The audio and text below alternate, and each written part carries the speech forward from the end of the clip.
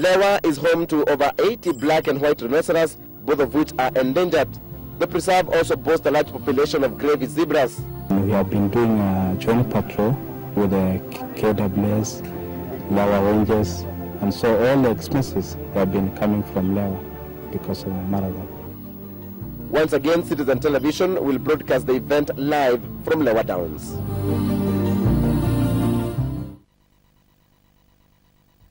Natumai huja popote ulipo mtazamaji, na karibu matangazo yetu ya moja kwa moja kutoka mbuga ya nyamapori ya Lewa. Ni makala ya 11 mbio za Safaricom Lewa Marathon ambazo zinafanyika kwenye mbuga hii. Kwa mwaka wa 11 wanariadha zaidi ya 1000 watangangania nafasi ya kumaliza katika nafasi ya kwanza kwenye mbio hizi ambazo ni gangari kabisa, ambazo zinaletwa kwako kwa hisani kubwa sana ya kampuni ya Safaricom Citizen. Tunakuletea matangazo haya kwa mwaka wa 5 mfululizo. Jina langu ni Geoffrey Washira, na kwa niaba ya wote ambao watashirikiana nami kuletea matangazo haya, nasema shukrani sana kwa kujiunga nasi. Kuanzia sasa hadi mwendo wa saa 8 tutakwenda kuletea matangazo haya moja kwa moja. Ningependa sasa tuanze na watoto ambao watashiriki mbio za kilomita 5 ambao wanasubiri kupewa nafasi ya kuanza. Nitakuwa na hojiana na baadhi yao ambao naona wako hapa, na tutasonga kidogo hivi niweze kuzungumza na baadhi yao ambao naona wako tayari kabisa katika kilomita 5.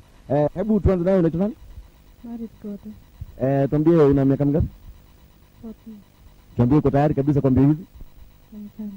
Umekuwa ukifanyia mazoezi wapi? Karibu. Na je, unasomea shule ambazo ziko karibu hapa na shule yenyewe inaitwaje? Mbuzi. Huyu ni mmoja wale ambao watashiriki mbio za kilomita 5 upande wa watoto. Nani mwingine anajisikia kabisa anaweza kuongea mawili matatu? Kijana, habari yako? Nzuri sana. Unaitwa nani? Harun? Jambi. Una miaka mingapi? 40. Natuambie umejiandaa kabisa kwa mbio za leo? Nimejiandaa kabisa. Umekuwa ukifanya mazoezi wapi? Shuleni. Na umekuwa ukishiriki mbio za shule? Nilikuwa nishiriki mpaka foundation. Ni baadhi tu ya watoto ambao watashiriki mbio hizi za watoto, na kama unavyoona tukisonga kidogo kwa katika eneo la kuanzia, na katika muda usiokuwa mrefu wataweza kuanza mbio hizi. Ni mbio za kilomita 5 ambazo zikimalizika kuna zile mbio za kilomita 21 na pia kilomita 42. Nitazungumza na mmoja wao hapa, mwingine mdada hapo. Niambie jina lako. Tuambie unasomea shule gani? Lewa Downs. Na leo unajisikia vipi? Unaona kama unaweza shinda mbio za leo? Yes. Habari yako, unaitwa nani? Rosemary. Rosemary? Yeah. Na una miaka mingapi? 13 years. Tuambie umejiandaa vipi kwa mbio za leo? Unaona kama utashinda? Ndio. Asante sana. Ni watoto tu ambao wamejitokeza hapa kuweza kung'ang'ania, na wengi wao wametoka shule eneo hili ambazo zimekuwa zikisaidiwa sana na pesa ambazo huwa zinakusanywa kwenye mbio hizi za Lewa Marathon. Kumbuka mbio hizi huwa za kuchangisha pesa, kwa hivyo watoto hawa wametoka shule ambazo zinasaidiwa kupewa vitabu na pia kujengewa darasa. Kwa hivyo wamekuja hapa kushirikiana na waandalizi ili waweze kupatia mbio hizi hadhi kubwa, ili waweze kuchangisha pesa. Kumbuka mwaka jana shilingi milioni 36 ziliweza kuchangishwa.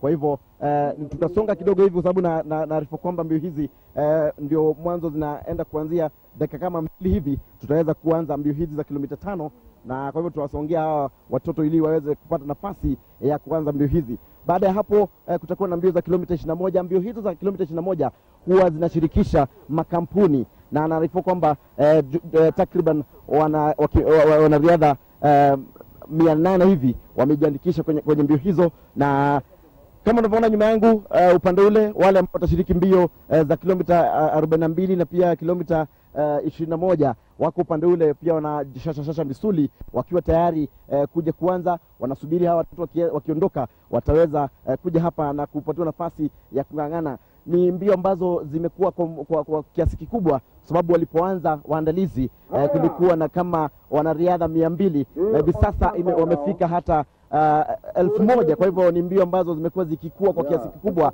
Tumeweza kuwa kuzungumza na waandalizi na wadhamini wa Safaricom ambao wanatuarifu kwamba hawezi kuwa na watu wengi sana, kwa sababu kumbuka zinafanyika kwenye mbuga ya wanyama. Kwa hivyo itakuwa ni vigumu kuandaa mbio hizi katika mbuga za wanyama. Hivi sasa tunajiandaa ili kuanza mbio za kilomita 5 za watoto ambao wako karibu kabisa, na kuanzisha mbio hizo ni afisa mkuu mtendaji wa kampuni ya Safaricom Michael Joseph, ambaye upande ule wa pili namuona yuko na bendera ya Kenya akiwa tayari kabisa kuanzisha mbio hizo. Mwelekezi wa mbio hizi hii leo ni mmoja wetu Torome Tirike, ambaye ndio huyo zinaanzishwa pale. Watoto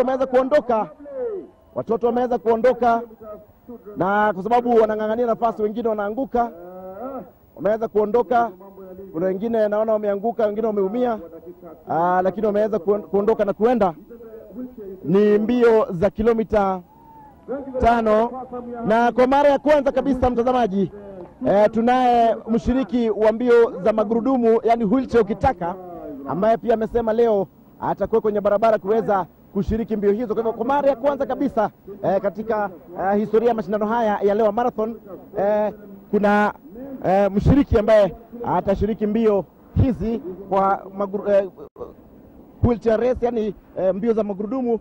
Na hivi sasa nyuma yangu wameanza kujishasha sasa, mbio ambazo sasa zimesubiriwa kwa hamu kubwa, mbio za kilomita 21 na pia mbio za kilomita 42 ndio mwanzo zinaenda kuanza. Wale washiriki naona wako hapa kabisa, wako tayari kabisa kushiriki mbio hizi za kilomita 42 na pia kilomita 21. Kumbuka wale ambao wanashiriki mbio za kilomita 21 ni mbio zinashirikisha mbio za kampuni. Kwa hivyo tutaweza kuzungumza nao hivi sasa. Tunajiandaa tu ili tuweze kupata nafasi ya kuwahoji. Na hivi sasa kama unavyoona hivi sasa, bila shaka wale ambao wanashiriki mbio hizi za kilomita 21 na pia 42 wako tayari kabisa. Nitazungumza na baadhi yao. Naona kuna mmoja hapa ambaye nambari yake ni 1137. Tuambie jina lako. Naitwa Alfred Kimoko. Tuambie uko tayari kabisa kwa mbio hizi? Niko tayari kabisa. Umekuwa ukifanyia mazoezi wapi? Nimekuwa nikifanyia mazoezi sehemu ya Nyahururu. Ushawahi shiriki mbio hizi tena? Hii ni mara yangu ya 3 kushiriki. Na je, hizo umekuwa ukimaliza katika nafasi ya ngapi katika miaka hapo awali? Mwaka ya kwanza nilikuja katika nafasi ya 61 kwa half marathon. Last year nikaridhika na nafasi ya 23. Mambo Mungu akinijalia itakuwa mabaya. Nakutakia kila laheri. Na kuna mwingine hapa ambaye naona nafasi yake 968. Hebu tuambie jina lako. Mimi naitwa Njuki Onasmus. Unashiriki mbio hizi zipi?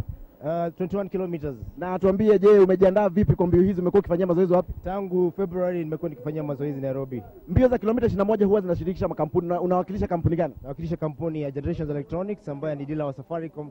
Kuna dealer team. Okay. Yeah. Na tuambie, je, unaona kama mna nafasi ya kushinda kwa upande wa kampuni? Tutaweza kabisa. Tutaweza. Najua ni tough lakini we have to be tougher. Mbio hizi zinafanyika katika mbuga ya wanyama na kuna wale wanyamapori wakali. Je, uogopi hivi huenda ukapatana na wengine? Hatuogopi sana, lakini tungependa sana kufanyia conservation kwa sababu hiyo ndio aim ya kukimbia haswa. Si vile sana kukimbia kupata zawadi, to conserve the environment. Na je, wenzako unaona wako tayari pia? Wako tayari kabisa, tumetayarisha na naona tutashinda. Asante sana. Huyu ni mmoja wa wale ambao watashiriki mbio za kilomita 21 mbio za kampuni. Na hivi sasa tutasonga upande huu ili tuweze kuzungumza na baadhi ya wengine ambao wamejiandaa vipi. Hebu tuambie jina lako. Naitwa Makao Dennis. Makao, tuambie unashiriki mbio zipi? Half marathon. Na tuambie leo umejiandaa vipi? Umekuwa ukijiandaa kwa mbio hizo kwa sababu mbio kali, umejiandaa vipi? Kabisa naona ile prize ya mwisho pale. Unaona utakuwa unakata nafasi ya kwanza. Angalia hii. Na mwenzako hapo, tuambie jina lako. Naitwa Augustus Mitu. Na unashiriki mbio zipi? Half marathon. Mbio za half marathon huwa zinashirikisha makampuni, watu huwa wanawakilisha kampuni. Je, unawakilisha kampuni gani? Safaricom. Na mwaka huu unaona kama mna nafasi ya kuchukua nafasi ya kwanza?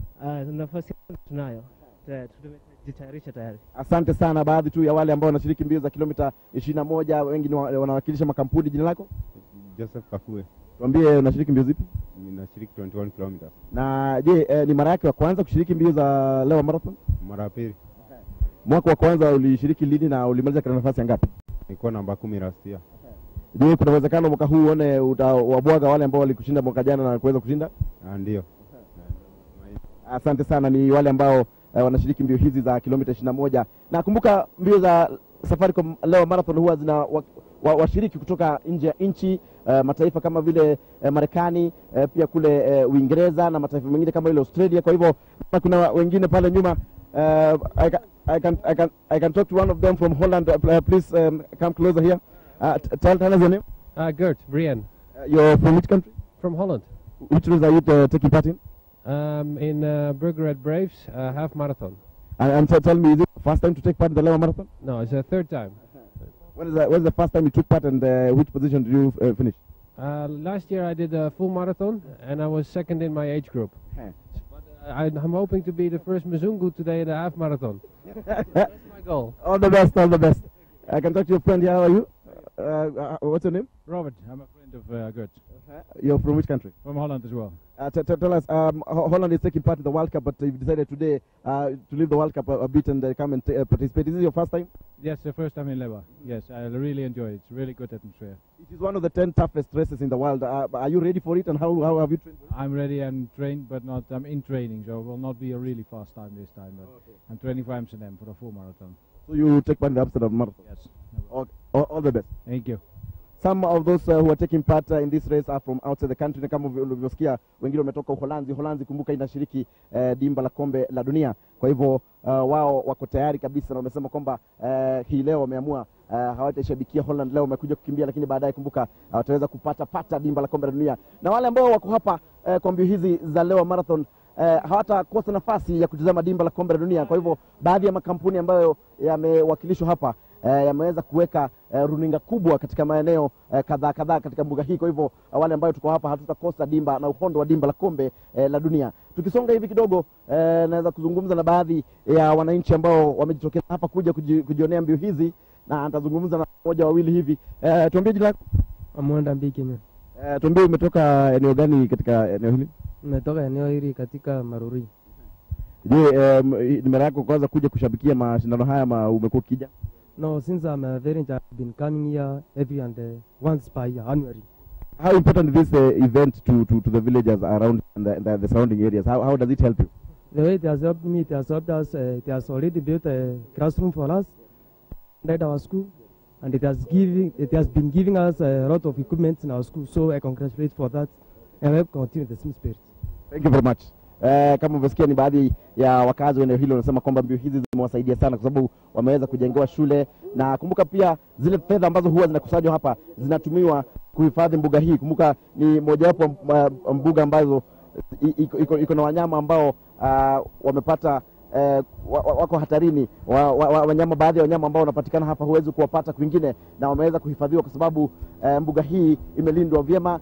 Wale ambao huweza kuwa wanyama ambao huwa wanauliwa, mbuga hii imeweza kuwasaidia sana, na wamepata nafasi ya kuongezeka kama vile kifaru, na tutakuwa tukizungumza baadhi ya mambo ambayo yamekuwa kufanyika katika mbuga hii kwenye tunavyoendelea. Na hivi sasa wale wanaoshiriki mbio za kilomita 21 na kilomita 42 wako tayari kabisa. Wanaume na pia wandada wako hapa, wamekuja kabisa kujiandaa na wananyosha misuli hivi wakiwa tayari kukimbia.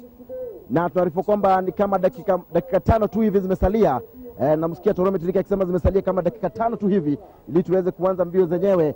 Kwa hivyo tutaendelea tu kuzungumza na baadhi ya wale ambao wanashiriki. Nataka kuongea na mmoja hapa kabla waanze. Hebu tuambie jina lako. Jina langu naitwa Lupio Kai. Na tuambie ni mara yako ya kwanza kushiriki mbio hizi? Hapana, ni mara yangu ya 7. Na je, miaka hiyo yote ambayo umekuwa ukishiriki, je, tuambie umekuwa ukimaliza katika nafasi ya ngapi hivi? Umeshaimaliza katika nafasi za kwanza 5?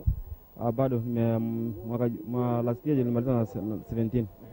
Na mwaka huu na matumaini ya kumaliza nafasi labda 10 hivi kwenda chini? Ndio, nataka kuingia top 10.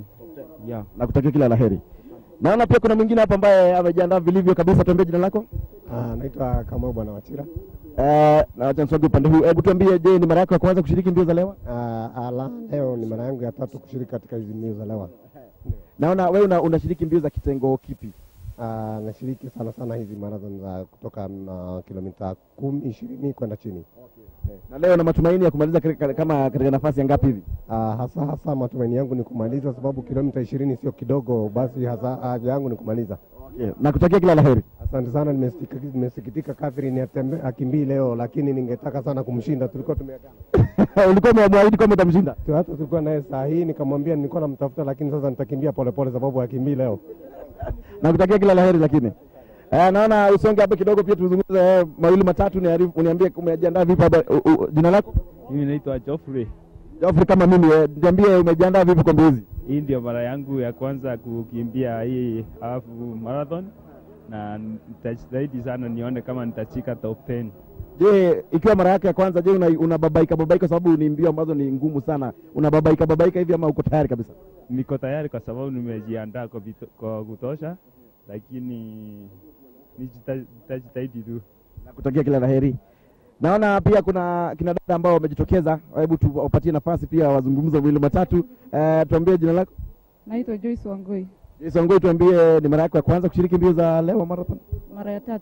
Na je, miaka ambayo umekuwa ukishiriki, je, umekuwa ukimaliza katika nafasi ya ngapi hivi? Mwaka wa kwanza nafasi ya 5, last year position 2. Je, mwaka huu kwa sababu ulimaliza namba 2 last year, unaona kama unaweza maliza namba ya kwanza?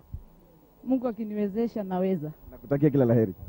Ni baadhi tu ya wale ambao wanashiriki mbio hizi za Lewa Marathon. Ni mbio ambazo zinatumiwa kuchangisha pesa kuwasaidia wakaazi wa eneo hili na pia kuhifadhi mbuga hii ambayo imeweza kulinda wanyama ambao bila shaka wamekuwa wakiuliwa, lakini hapa wamekuwa wakihifadhiwa vyema, na hivyo basi bila shaka tutapata nafasi ya kupata mbio zenyewe,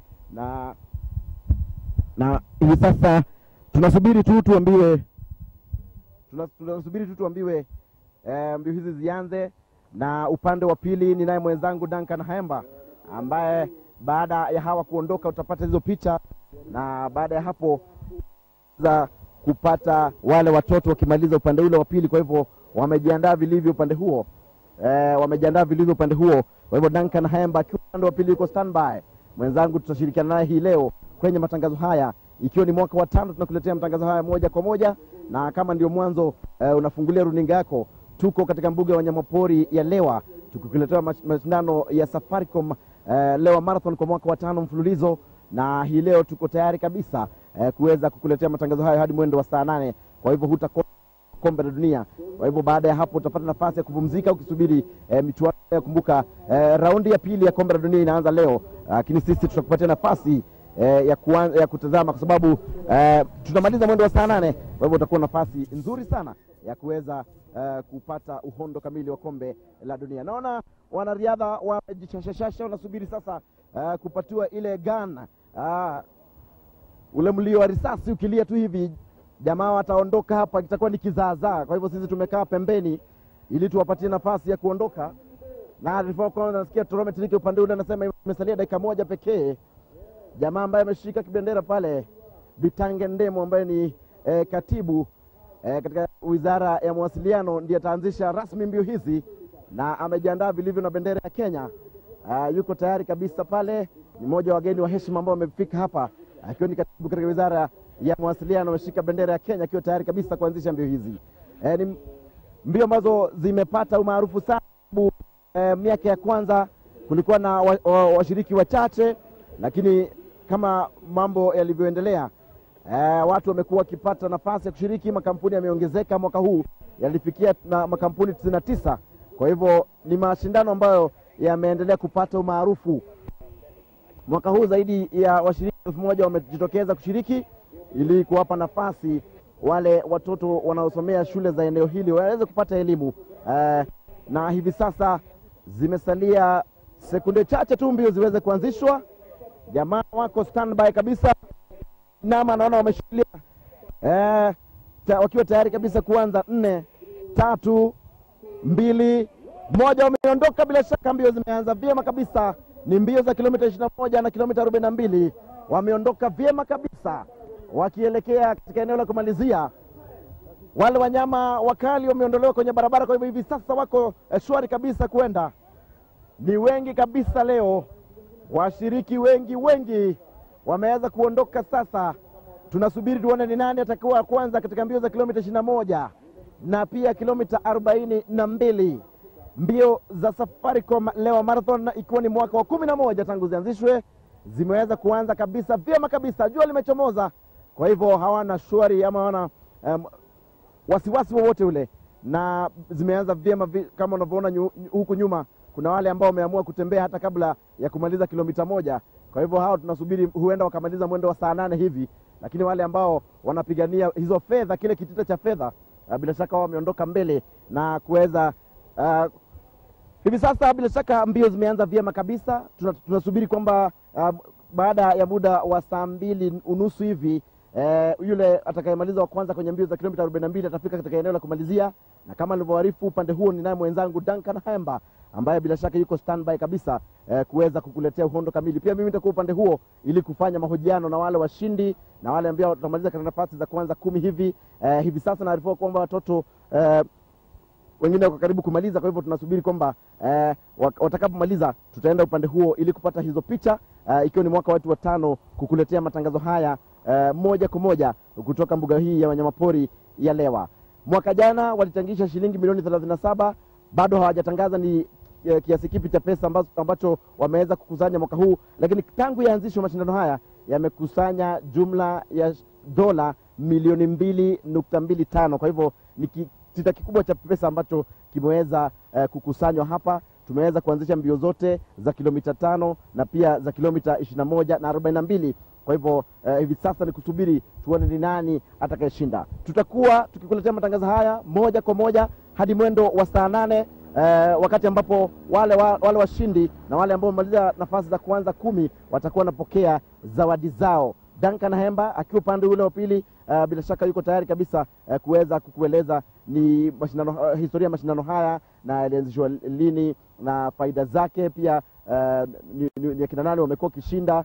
Je, kuna wale ambao wameshinda mara 2, kuna wale ambao wamerudi hapa na kuweza kuletea mataji yao. Kwa hivyo Duncan Hemba akiwa upande ule mwingine ataweza kuletea uhondo kamili kutoka upande wa pili. Hili ni eneo la kumalizia, na eneo la kumalizia si sawa na eneo la kuanzia, sio sawa na eneo la kumalizia. Kwa hivyo wako tayari kabisa, na wanariadha ambao wameondoka hivi sasa wanamenyana kwenye barabara ambazo, kumbuka mashindano haya yametajwa kuwa magumu zaidi miongoni mwa mashindano magumu zaidi duniani. Kwa hivyo yule yote ambaye anamaliza anajihisi kwamba yuko gangari kabisa, kwa sababu kuweza kuja kumaliza bila shaka ni jambo ambalo kila mtu analifurahia. Wafundi wa mitambo wako tayari kabisa, wanahakikisha kwamba bila shaka mafundi wa mitambo wako tayari kabisa kuhakikisha kwamba picha hizi zinakujia kwa njia iliyo standby. Namuona pale William ambaye anawasiliana na wenzake, pia kuna Mulama, Mustafa yuko na Lucas. Ni baadhi tu ya mafundi wa mitambo ambao wako hapa wakihakikisha kwamba hizi picha zinakujia moja kwa moja, ikiwa ni runinga ya Citizen. Danga anaenda akiwa upande ule wa pili, anawasubiri wale watoto waweze kumaliza, na sisi tuko tayari. Kama unavyoona hizi mitambo ni mitambo ambayo iko tayari kabisa. Picha hizi zinakujia moja kwa moja, usije kadanganywa. Na kama ndio mwanzo nafungulia runinga yako, ni makala ya 11 ya Safaricom Lewa Marathon. Safaricom Lewa Marathon ambazo zinafanyika katika mbuga ya wanyamapori ya Lewa. Hivi sasa bila shaka nitaweza kuendelea na matangazo haya tukishirikiana vyema kabisa na mwenzangu Duncan Hemba, na hivi sasa bila shaka matangazo haya yanakujia moja kwa moja kutoka mbuga ya wanyamapori ya Lewa, yakiwa ni makala ya 11. Zile helikopta ambazo unaziona juu, tulikuwa na mwenzetu Ken Kipchumba, na Ken Kipchumba aliweza kupata picha nzuri sana ambazo utaziona katika muda usiokuwa mrefu. Nakumbuka ile helikopta hutumiwa sana kuwafukuza wale wanyamapori ambao wako barabarani, ili washiriki wasije wakavamiwa na wanyama ambao tunajua ni wakali kama vile ndovu, kuna simba, kuna chui ambao wako kwenye mbuga hii, wanaweza kuondolewa kwenye barabara ili wale washiriki wasije wakaathirika. Jua limechomoza vyema kabisa leo, na wale wanaoshiriki watakuwa na kibarua kwa sababu kuna kunjoto kidogo. Kwa hivyo lakini nadhani wako tayari. Miaka 11 imepita tangu mashindano yenyewe yaanzishwe. Mwaka wa kwanza tunaarifu kwamba walikuwa washiriki 200 pekee. Mwaka huu wamefika 1000. Kwa hivyo ni mashindano ambayo yamekuwa kwa kiasi kikubwa, na nataraji kwamba miaka inavyoendelea kuzidi tutaweza kupata washiriki wengi zaidi. Nyuma yangu ni mafundi wa mitambo ambao wanakuletea wanahakikisha kwamba picha hizi zinakujia kwa njia iliyo shwafi kabisa, na naona hivi sasa bado wanaendelea kushashasha. Na hawa ambao wako hapa katika eneo la kumalizia, wakitoka hapa wataingia ndani ili uweze kupata picha za huko ndani. Na pia mpiga picha wangu hapa siwezi kumsahau Collins, ambaye ameshikilia mtambo wake mkubwa sana hapa, anaweza kuwasiliana na wenzake, wanamwambia standby, yuko hapa, na wapiga picha wengine wengi ambao wako upande ule mwingine ambao wanahakikisha kwamba matangazo haya yanakujia kwa njia iliyo safi kabisa. Kama nilivyokuarifu, sisi tukimaliza tunasubiri michuano raundi ya pili ya kombe la dunia. Kwa hivyo tunafanya halahala. Hata washiriki leo wameniarifu kwamba wanakimbia mbio sana ndio wamalize mapema wasije wakapitwa na uhondo wa kombe la dunia. Lakini kuanzia sasa hadi mwendo wa saa 8 usibadilishe runinga yako, tutakuwa tukuletea matangazo hayo moja kwa moja kutoka hapa mbuga ya wanyamapori ya Lewa. Mbio za kilomita 21 zimeanza. Mbio za kilomita 42, kumbuka hao huwa wanawekwa pamoja. Mbio za kilomita 21 zinahusisha makampuni. Mbio za kilomita 42 full marathon, hao huwa ni wanariadha wakijitegemea ambao huwa wanakuja hapa na kuweza kushiriki na kupigania ile zawadi kubwa. Ni mbio ambazo zimekuwa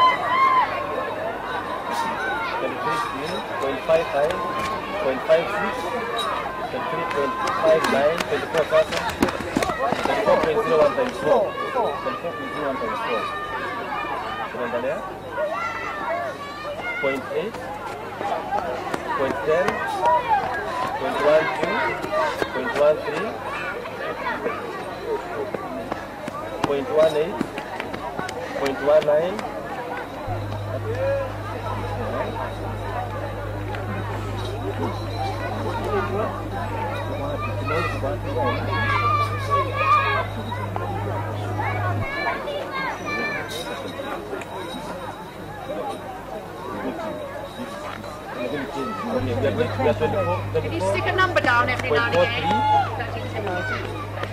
0.46.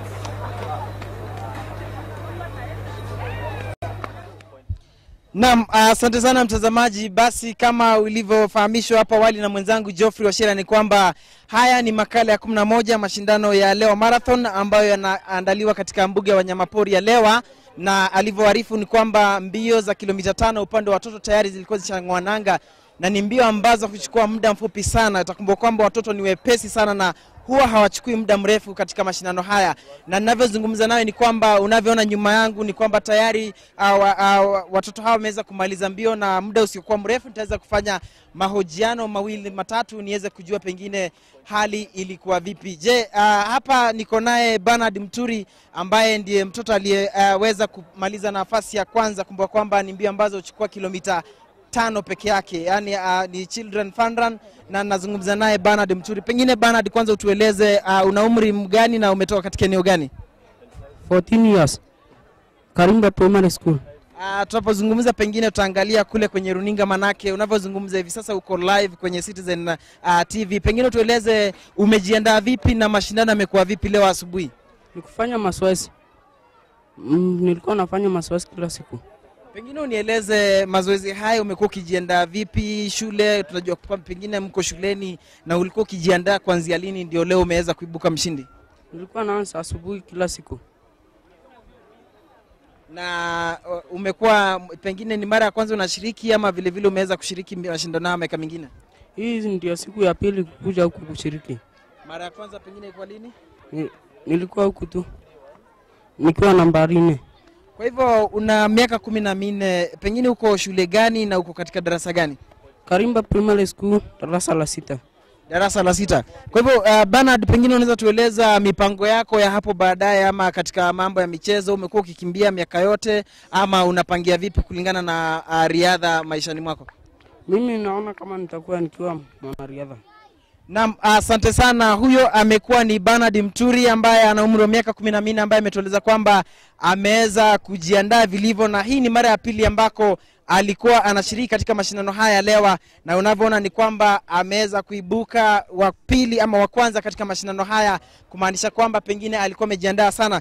Vile vile upande wangu wa kulia niko na msichana aliyemaliza katika nafasi ya kwanza. Pengine watueleza majina yako kamili na pengine una umri wa miaka mingapi? My name is Irene Makande. Niko na miaka 13. Irene, pengine mashindano ya leo umeyapata vipi ama hali ilikuwa vipi? Imekuaje pengine vijana wakawacha sana? Nimejikasa sana. Na wengine umepata mashindano yamekuwa vipi? Mazuri. Naona umekimbia bila viatu. Pengine kwa nini umekimbia bila viatu? Najua hapa kuna miba, kuna nini. Haukuogopa ama kwa kawaida yako? Nimezoea kukimbia hivyo. Kwa hivyo wewe tueleze, hii ni mara ya kwanza umeshiriki katika mashindano ya Lewa? Ndio. Na sasa una mipango gani kuhusiana na mbio maishani, ama upande wa michezo una mipango gani ya kuendelea? Ni mbio utaendelea nayo ama masomo ama maishani unapangia nini? Taendelea na kila kitu. Ndio. Uko katika darasa gani? Class 7. Umesema unaitwa? Irene Makandi. Irene Makandi. Basi mtazamaji, huyo ni Irene Makandi mwenye miaka 13 ambaye ametueleza kwamba amekuwa akijiandaa vilivyo, na ni msichana ambaye alikuwa ameweza kuibuka wa kwanza katika upande wa wasichana. Kwa hivyo unavyoona ni kwamba watoto wanaendelea kumaliza. Vile vile na msaka nambari 2 kwa upande wa vulana ambaye si mwingine bali ni David Mtuma. Pengine David Mtuma, unaweza kutueleza mashindano yamekuwa vipi? Kakuaje? Umemaliza nafasi ya pili ama mwenzako alikushinda sana kwa kasi ama mmepelekana vipi? Nilikuwa tumeandamana sana, nikajaribu kuwapita nikashindwa. Nimempita namba 3 pale. Naitwa Mtuma. Kwa hivyo kungeendelea kidogo ungemshinda? Ndio. Na hii ni mara ya kwanza unashiriki katika mashindano ya Lewa ama umekuwa ukishiriki wakati wote? Hii ni mara ya 3. Mwaka mwingine nilikuwa namba 11. Pengine utueleze, hii ni mara ya 3, ukiangalia mwaka huu na hiyo miaka mingine mashindano yamekuwa vipi? Hii ndio imekuwa imemaliza kwa kasi sana. Na ndio hii tumeenda sana. Ile nyingine hatakuwa tunaenda hivyo. Kwa hivyo unasema kwamba mwaka huu washindani ama mashindani yamezidi kuwa kasi sana? Pengine utueleze kulingana na hali ilivyo leo asubuhi, hali ya anga, pengine kiamsha kinywa pamoja na ushindani, unaweza kutueleza mambo yamekuwa vipi hasa? Ilikuwa naendelea vizuri sana. Na nimeona tumeendelea vizuri. Kwa hivyo wewe hapo baadaye ama katika michezo, mbio ni mbio gani ambazo kuna zile half marathon, full marathon, ni mbio gani ambazo unaweza penda maishani ukimbia? Full marathon. Naam, asante sana mtazamaji. Unavyoona ni kwamba hapa ni katika eneo ambako mashindano haya yanafikia tamati, na ilivyo ni kwamba watoto tayari wanaendelea kumaliza kitengo chao, na kule katika mbio za half marathon na full marathon ni mbio ambazo baada ya muda masaa mawili hivi tutaweza kupata washindani. Vile vile na msichana ambaye aliweza kupata fursa ama aliweza kufanikiwa kuchukua nafasi ya pili. Pengine utueleza majina yako kamili? Majina yangu naitwa Josephine Kadhabi. Josephine, pengine utuambie umepata vipi mashindano ya hivi leo? Ilikuwa mazuri. Ulitarajia kuwa nambari ya pili ama ikakuwa vipi, ama nambari moja alikushindia wapi? Nilikuwa natarajia kuwa nambari ya kwanza, nikashindwa nambari ya kwanza kanipita. Alikupitia mbali ama ni wapi mliachania? Amenipitia hapa tu, sio mbali. Kwa hivyo mngeongeza kidogo mngemshinda? Na naona mnakimbia bila viatu na huku kuna miba. Ikakuaje, ni umezoea maisha ya kawaida ama hali ni vipi? Nimezoea kwenda bila viatu. Ukipata viatu je? Naweza kwenda. Kwa hivyo unieleze uko darasa gani na shule gani? Mimi niko darasa la 7 shule ya Karimba. Unieleze pengine hii ni mara ya kwanza unashiriki katika mashindano haya ama wewe ushiriki kila mara, na kama wewe ushiriki mara kadhaa, mashindano ya leo kwa ujumla unaweza sema imekuwa namna gani? Mimi nimeshiriki mara hii ndio mara ya pili. Leo imekuwa vipi? Hali imekuwa vipi leo? Sio mbaya sana. Nimezungumza na David Mtuma ambaye alimaliza na wa pili katika upande wa vulana, amesema mwaka huu amepata watu washindani, competition imekuwa juu sana. Wewe imekuwa hivyo ama nyinyi imekuwa juu sana? Imekuwa juu sana. Kwa hivyo mwaka ujao unapangia vipi? Natarajia kushinda. Naam, asante sana mtazamaji. Unavyoona ni kwamba tuko moja kwa moja katika eneo la kumalizia, na tayari watoto wanaendelea kufika hapa, wale ambao wanaweza kufanikiwa kumaliza katika nafasi kadha wa kadha. Kwa hivyo wakati wowote mwenzangu Geoffrey Washira ataweza kufika hapa, ndiposa tuendelee na mahojiano ya moja kwa moja. Unavyo nikukumbusha ni kwamba makala haya ni makala ya 11 tangu kuasisiwa kwa mbio za leo marathon, na kama alivyokuarifu mwenzangu Geoffrey Washira ni kwamba tangu ya asisiwe kufikia sasa makala haya ama mashindano haya leo marathon yameweza kuchangisha jumla ya kitita cha dola milioni 2.25, yani $2.25 million tangu yaanzishwe, na mwaka uliopita au mashindano ya mwaka uliopita yaliweza kuchangisha shilingi milioni 37. Kwa hivyo ni mashindano ambayo yanaendelea kupata umaarufu kile uchao. Kumbuka kwamba kwa mwaka wa 5 mtawali wa runinga ya Citizen iko ngangari kabisa inakupeperushia matangazo haya moja kwa moja ama live ukipenda. Niko na mwenzangu Geoffrey Washira, vile vile tuko naye MC Torome Tirike kama kawaida. Upande wa pili utaweza kumpata katika mitambo mingine. Geoffrey Washira, iwapo unanipata katika upande wa pili wa studio, sijui Geoffrey Washira iwapo unanipata, basi uwanja ni wako.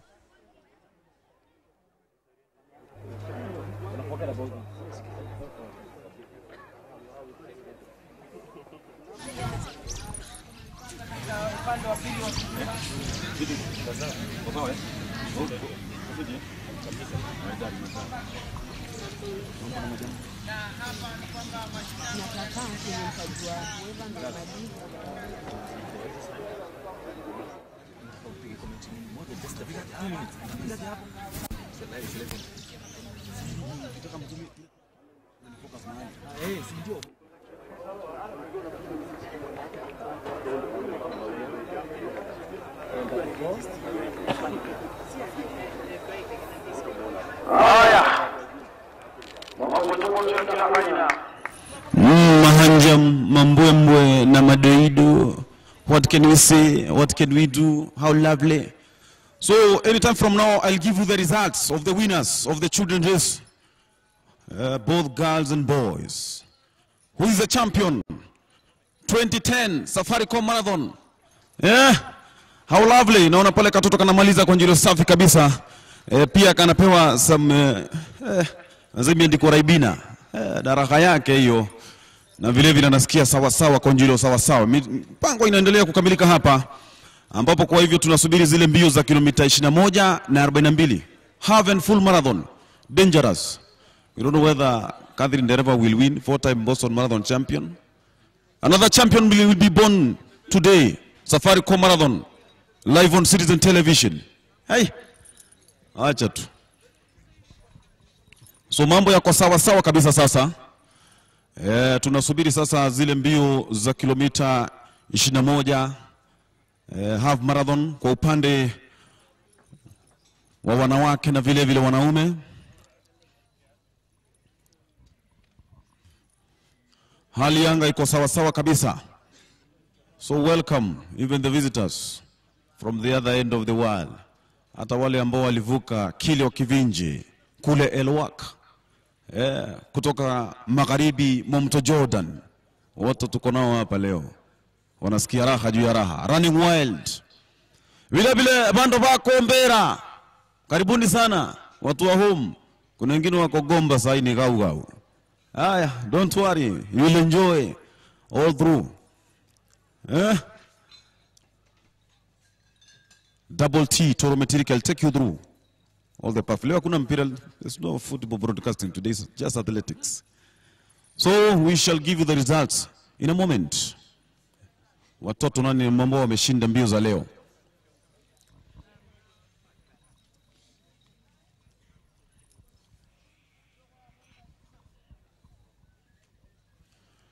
More than 1,000 runners will register for the 2010 Safaricom Marathon.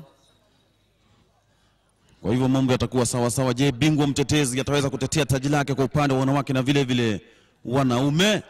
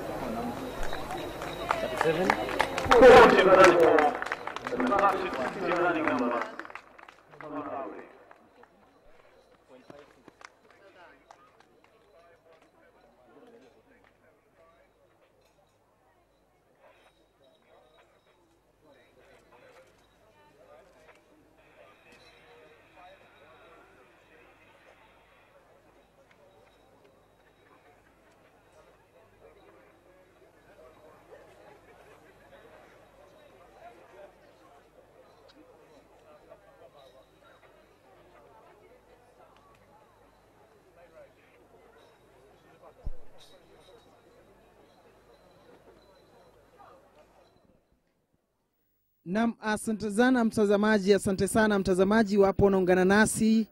Kumbuka kwamba tuko moja kwa moja ama live kutoka mbuga ya wanyama ya Lewa inayopatikana katika maeneo ya Isiolo, na kukuonyesha hewani ni kwamba huo ndio mkondo wa half marathon ama mbio za kilomita 21, na unavyoona ni kwamba huo ndio mkondo ambao half marathon ama mbio za kilomita 21 washiriki wataweza kufata tangu kumbuka kwamba ni mashindano ambayo yameanza muda mfupi baada ya saa 1 asubuhi.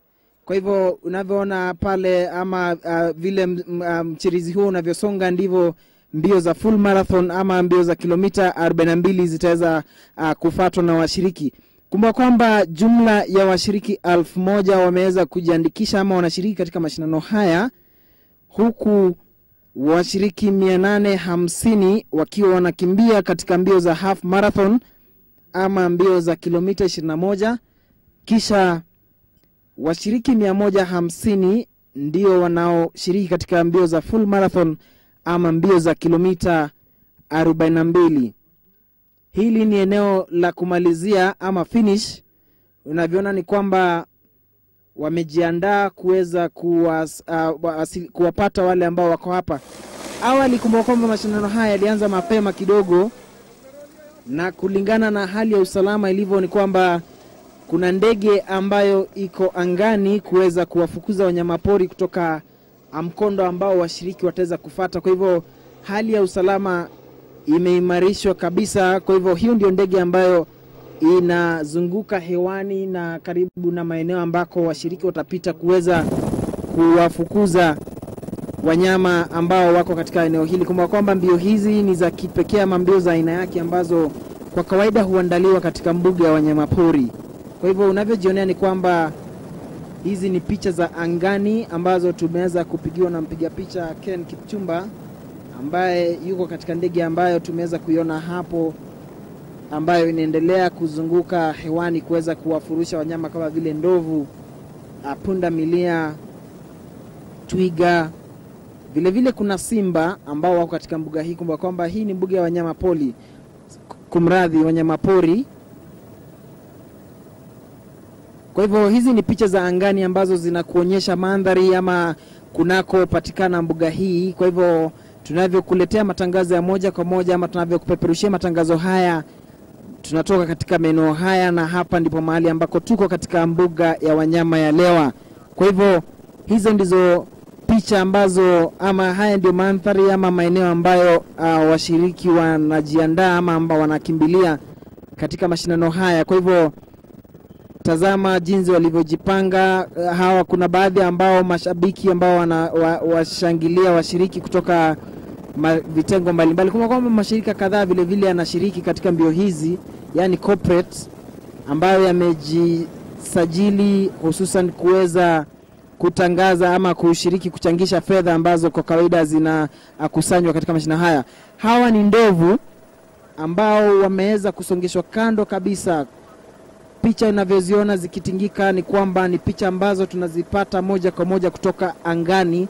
Kwa hivyo hawa ni baadhi ya ndovu, na kazi ya ndege hii ikiwa angani ni kuweza kuwafukuza wanyama hawa. Kwa hivyo unaona pale ndovu hamaki zimempanda, ameinua mkia kabisa, ishara kwamba akiweza kupatana na yote. Kwa hivyo hivyo ndivyo itakuwa hali. Vile vile hawa ni wanyama wengine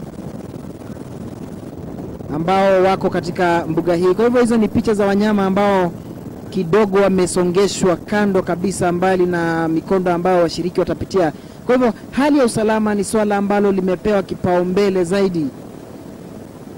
Wale ni vifaru, unavyoona hawa ni vifaru ambao kidogo wameenda pembeni na ni wenye hasira sana, manake kumbuka kwamba haya ni mazingira yao. Kwa hivyo hali ya kuja na kufurushwa huwa kidogo haileti raha kwa upande wao. Kwa hivyo wanavyofurushwa na wakijikusanya katika maeneo kama haya ni wanyama hatari sana. Kwa hivyo huyo ni kiboko, kumradhi, hawa ni vifaru ambao wameweza kufurushwa kabisa. Kwa hivyo nilivyokueleza kwamba ndege iliyo angani, hii ndio kazi ambayo inafanya, na unavyoona ni kwamba hizi ni picha ambazo tunakupeperushia moja kwa moja kutoka ndani ya mbuga. Kwa hivyo usalama wa washiriki ama wanaoshiriki katika mbio hizi wako salama wa salmin. Huyo si mwingine bali Mwaura Waihiga, ambaye ni mwana spoti katika runinga Citizen, vile vile akiweza kuangalia hali ilivyo mawili matatu. Kumbuka kwamba ni hali ya kipekee ama ni mashindano ya kipekee. Kwa hivyo hawa ni baadhi ya washiriki ambao wanaendelea kumaliza. Kumbuka kwamba kitengo cha kilomita 5 upande wa watoto, hao ni wale ambao wanakimbiana, ni mashirika ambayo ni mbio ambazo zina watoto wa kigeni. Unaona wanashikana katika njia ya urafiki, wa Afrika, wazungu. Kwa hivyo wameshikana hapa, wanamaliza kwa njia yake. Watoto ambao wameweza kukimbia pamoja mbio za kilomita 25. Tayari mbio hizo zimeweza kumalizika, ambako hapo awali nimeweza kufanya mahojiano na washiriki walioibuka, ambako mbio za kilomita 5 upande wa watoto, upande wa vulana walioshinda kulikuwa naye Bernard Mturi, wa pili akachukua ni David Mtuma, kisha nafasi ya 3 ilichukuliwa naye Elijah Mtuma, naye James Landon alichukua nafasi ya 4, na nafasi ya 5 ilichukuliwa na kijana mdogo sana Joseph Gitonga.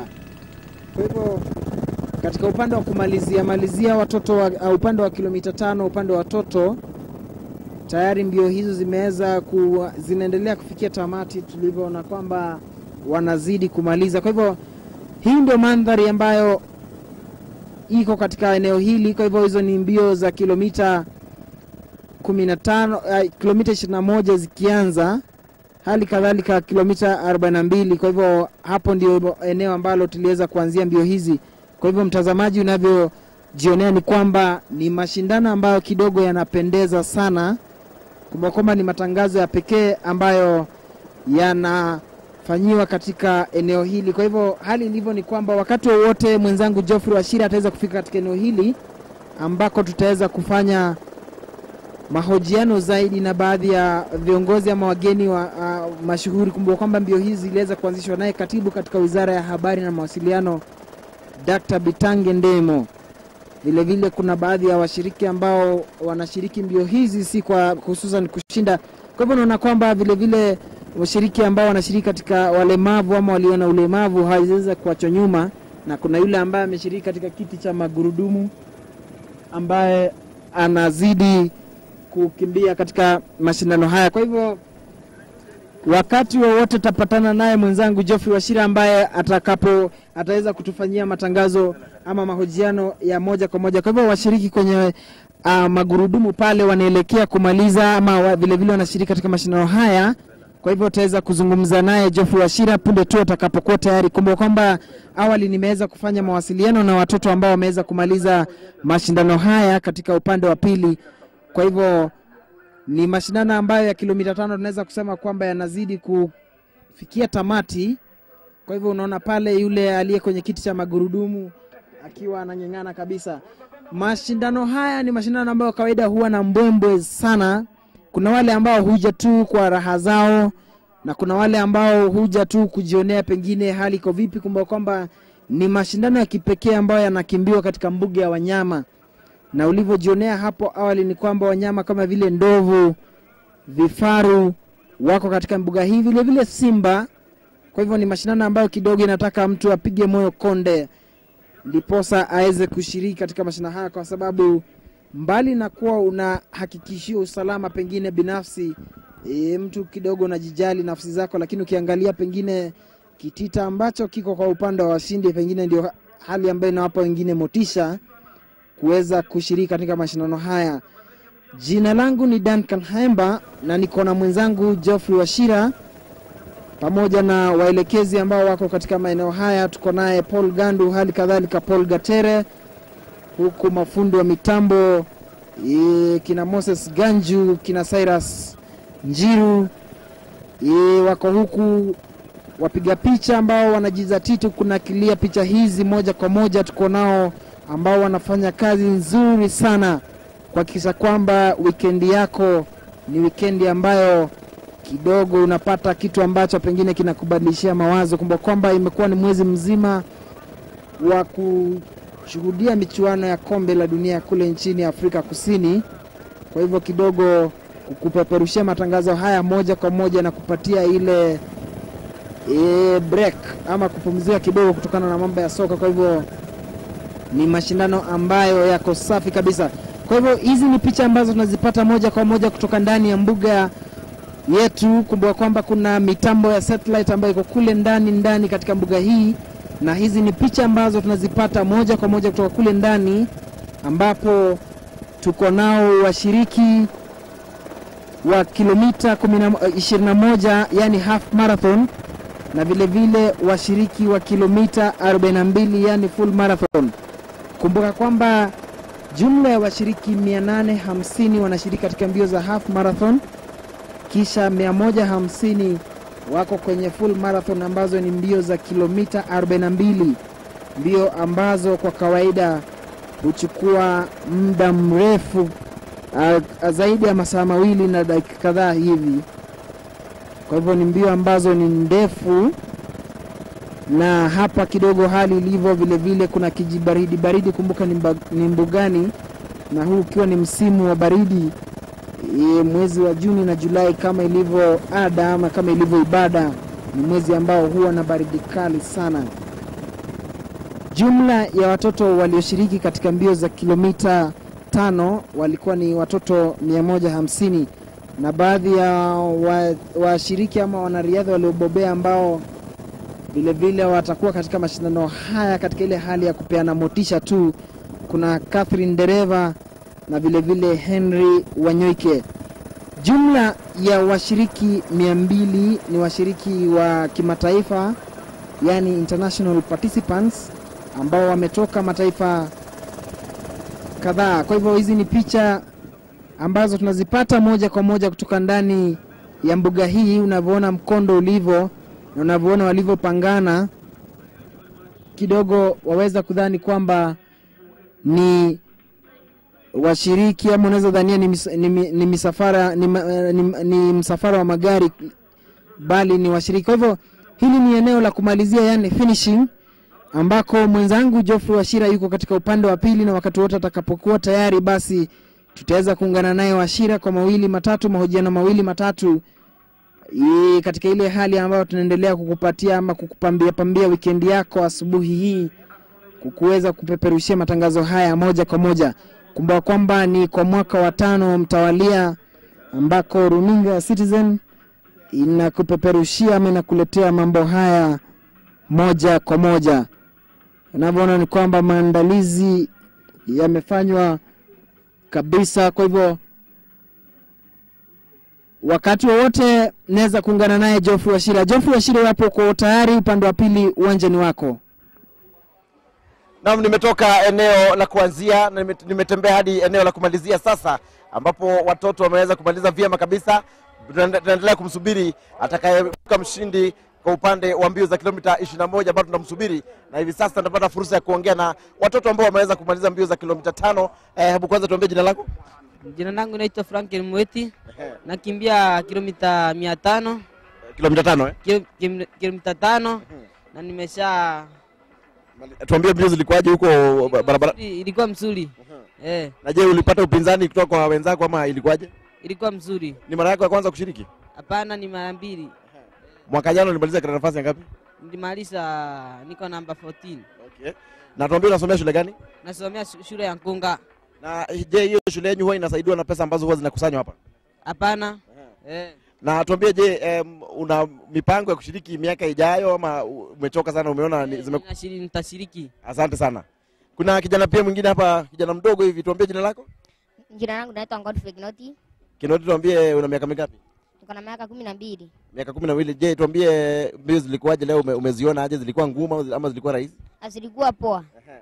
Na je, wale ambao umeshiriki nao kuna matatizo yote ambayo umepata barabarani ama mambo yalikuwa shwari kabisa? Ilikuwa nzuri kabisa. Ndio. Na je, una mipango ya kushiriki miaka ijayo? Hapana. Uone kama utakuja tena kushiriki? Nitakuja tena.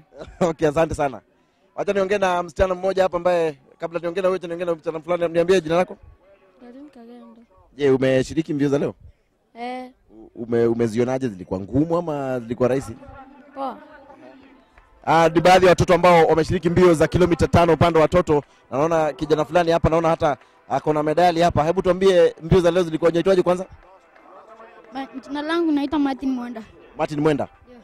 Na je, mbio naona umepewa zawadi hapa. Je, umemaliza katika nafasi ngapi? Kwa namba 7.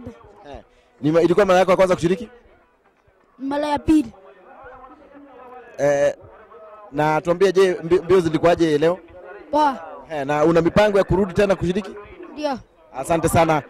Ni baadhi ya watoto ambao wameshiriki mbio za leo na tutaendelea kuhojiana nao, lakini hivi sasa nataka tuone kanda moja ya mbio zilizofanyika mwaka 2005. Kumbuka tunasherehekea mwaka 11. Hebu sasa tupate kanda kidogo kuhusu mbio ambazo zilifanyika mwaka 2005.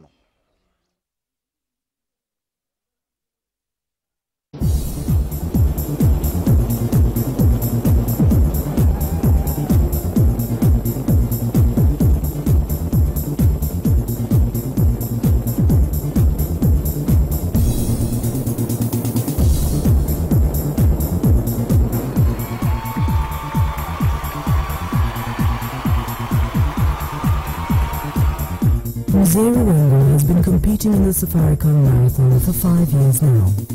Niko na miaka 75. I am 75 years old. I started running in the Lower Safaricom Marathon from the year 2000 to date. Tangu sasa. The marathon is one of the toughest in the world.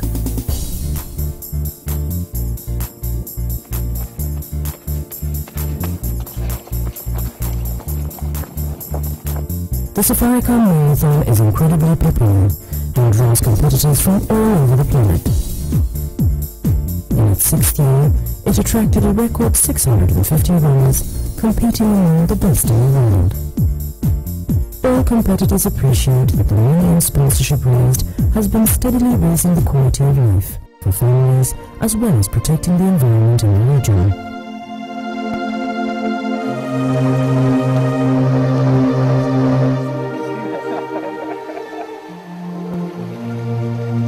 Water is the lifeblood of any community. Laura and the surrounding areas are amongst the driest in West Africa. Mutumi village is a typical example of how a community can overcome the incredible odds to triumph over poverty. Naweza kata mwaka 3 bila mvua. Inanyesha kidogo, ikitoka inakwisha. We can stay for 3 years on end without rain. Then it just drizzles and dries up. The area is semi-arid, but with the assistance from the marathon, villagers have at least 5 sprinklers in their farms, enabling them to plant maize, French beans, onions, tomatoes and other vegetables.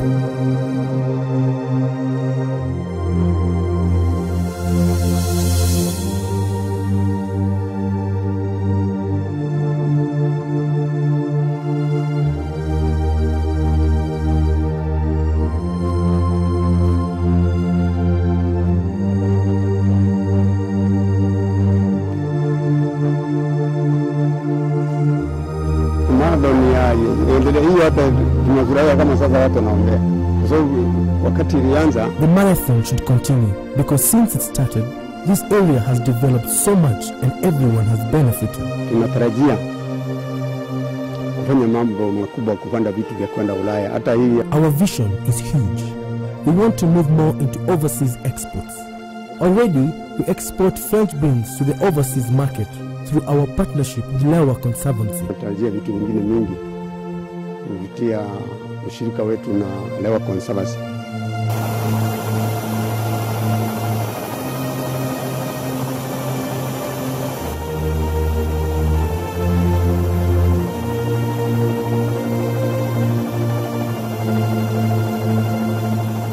Sporting, other than providing entertainment to people, gives young people an opportunity to exhibit their talent, an opportunity to make a living, and an opportunity to grow into leadership. Safaricom, together with the other sponsors, have given numerous youngsters in this country an opportunity to exactly do that.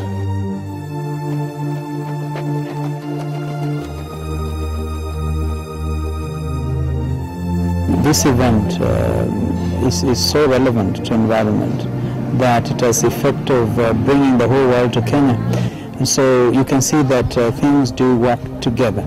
There is a wonderful juxtaposition between conservation, environment, and even the marathon running. Another regular beneficiary from the Safaricom Marathon is the Nanyuki Cottage Hospital. The percentage they receive provides free treatment to people injured by wildlife.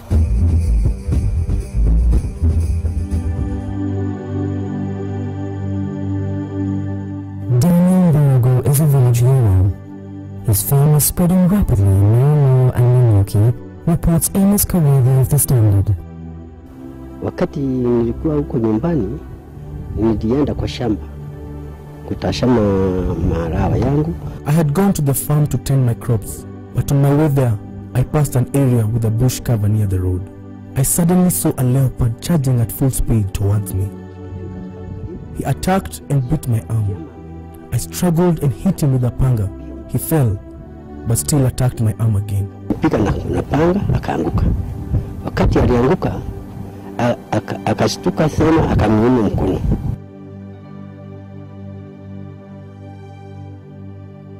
last year, the money that was given last year was used to support, I think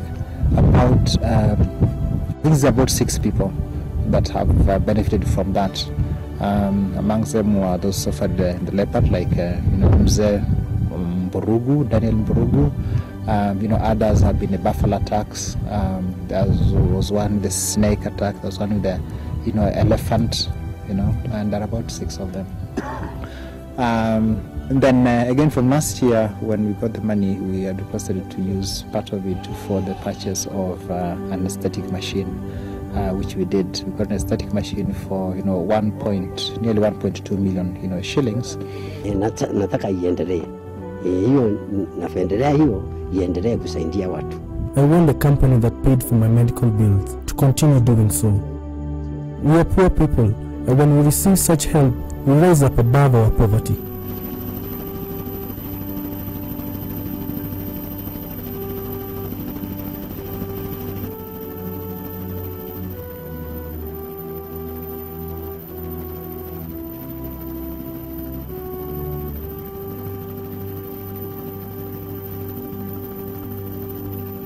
We have seen even today, the lady who won the marathon, no one knew about her, but I think that's given her opportunity, because otherwise she might not have had opportunity to go outside, out of the country, without maybe being recognized here.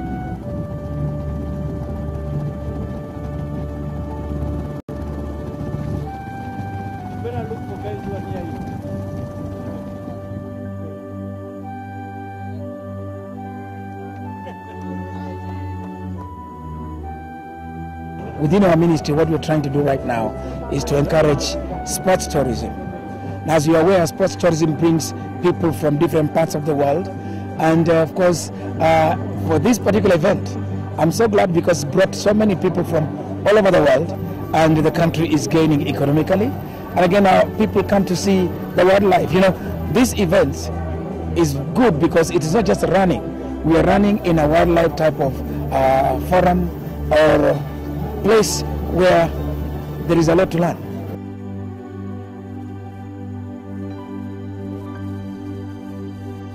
Mara District Hospital is no different from most rural health facilities in this country. Overcrowding in the wards characterizes the norm in these hospitals. There has been a very rapid and steady increase in the population, considering that it is also a referral hospital in the entire region, covering Meru Central, Meru North, Meru South, Tharaka, Isiolo, Marsabit, Moyale, all these areas. They depend on us for specialized referral cases. So what is happening is that by virtue of it being the center for referral, we have an influx of patients. For example, on an average day, we admit about 700 patients, inpatients. And the fact that it has not had any expansion since it was built, we have had a very big overcrowding in the wards, just like you have seen when you are going around. With the marathon running stretching this far, a donation of hospital beds was made to both Marion and Newquay District Hospitals. Isiolo District Hospital received theatre equipment such as trolleys and an anesthetic machine.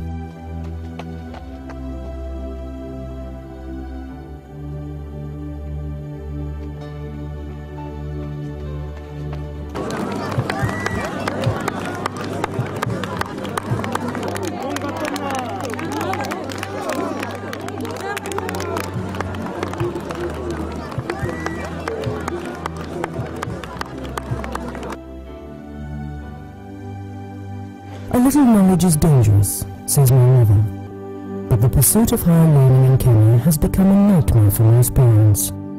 While there's free primary education for the time being, the same can't be said for secondary school and higher education. With the larger population living below $1 a day, school fees take a backseat as parents struggle to put food on the table. Empty desks have become characteristic in most schools as students are sent home every term. If there is anything that Safaricom has done, it to sponsor the needy students. One thing, major problem that we have in our institution here is actually failure by parents to pay fees. And fortunately, as we came in, you have met with so many students going home. If I were to go to the accounting section, you'll be surprised about the balances that parents owe the school.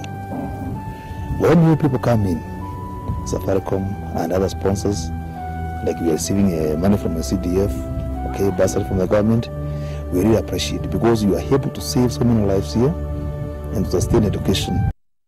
Like we got several boys you're sponsoring about, I think, if I'm not wrong, 10 to 15 students here. And these boys have never left this institution and they're going for fees. I believe now as you go out of the classes, you find those boys are in class, courtesy of Safaricom. The Safaricom Marathon to date supports 94 students in high schools, colleges and universities. This morning the other students went in for fees, but I was fortunate that I wasn't one of them simply because I got a bursary from the Safaricom Marathon.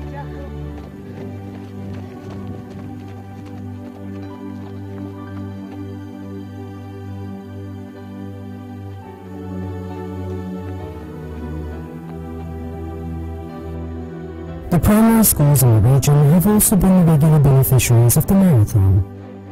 Matuni Primary School is a typical example of the 5 primary schools supported. The Safaricom Marathon has a lot as far as this school is concerned.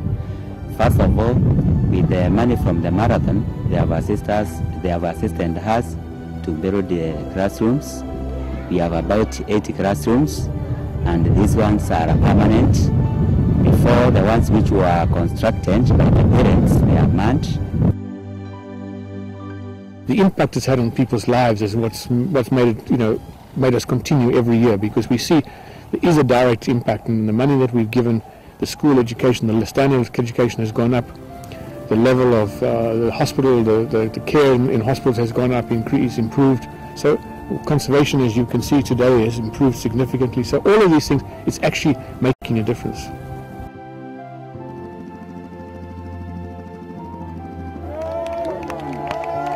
So I'm not a runner, so for me it was just to say, look, I'm going to do this once, and I'm maybe never going to do it again. But I enjoyed it. The marathon has always supported the Mamanak and Ilingwesi communities. It's all about self-help and creating a platform for a secure future. These communities have lodges as part of their self-help projects, and the lodges do well. The money they get from the marathon goes to the lodges for repairs and some for bursaries for their kids. Livestock in this part of Kenya is what defines wealth. This is what they live for. So when this is taken away, life becomes meaningless. Frequently. The cattle rustlers come frequently, but the government, together with lower security, have been of great help, because when we get such cases, they move in immediately and we are able to recover our livestock.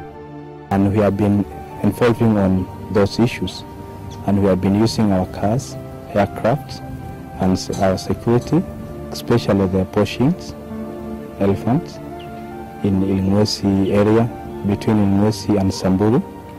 And we have been doing a joint patrol with the KWS, Lawa Rangers, and so all the expenses have been coming from Lawa because of the marathon. We've been able to get rhino back from Lawa to the national parks, mainly to Miro National Park. And so the focus here on rhino is just giving them protection, good security, because there's still a high demand for their horn. On Grevy's zebra, Lawa has 20% of the world's population, not Kenya's population, the world's population of Grevy's zebra, just on this piece of land here. This is the 6th annual Safaricom Marathon. Its steady rise in popularity, unique setting and challenge to the competitor has made it legendary. As it has grown, so too have the communities, institutions, as well as the conservation of flora and fauna it supports.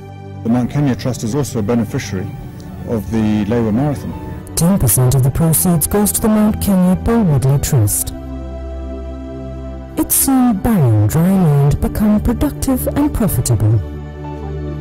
It has instilled a sense of optimism and hope to people in the surrounding communities. It's a unique partnership.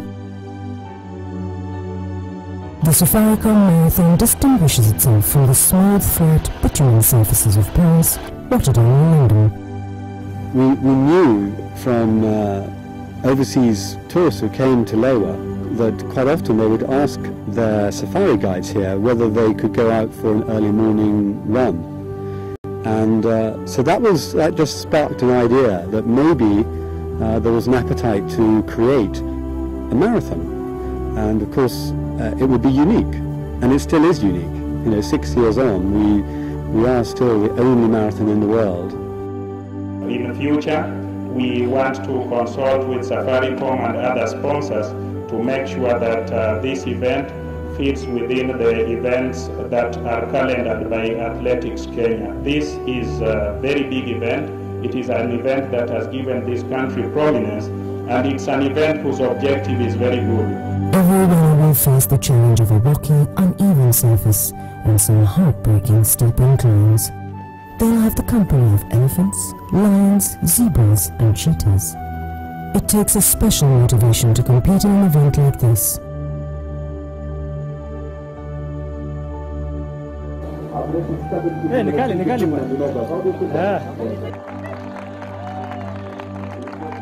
But for Mzee Wangu, consistently the winner in his class, what is it that propels his 75-year-old legs year after year? The motivation yangu kukimbia Safaricom Marathon. My motivation to run in the Safaricom Half Marathon is seeing schools being built for our children and my grandchildren who also go to these schools. Watoto wangu ndio tunawasaidia na hizo pesa. His running makes a statement about what can be achieved if there is determination, will and vision. His running is living proof of just that.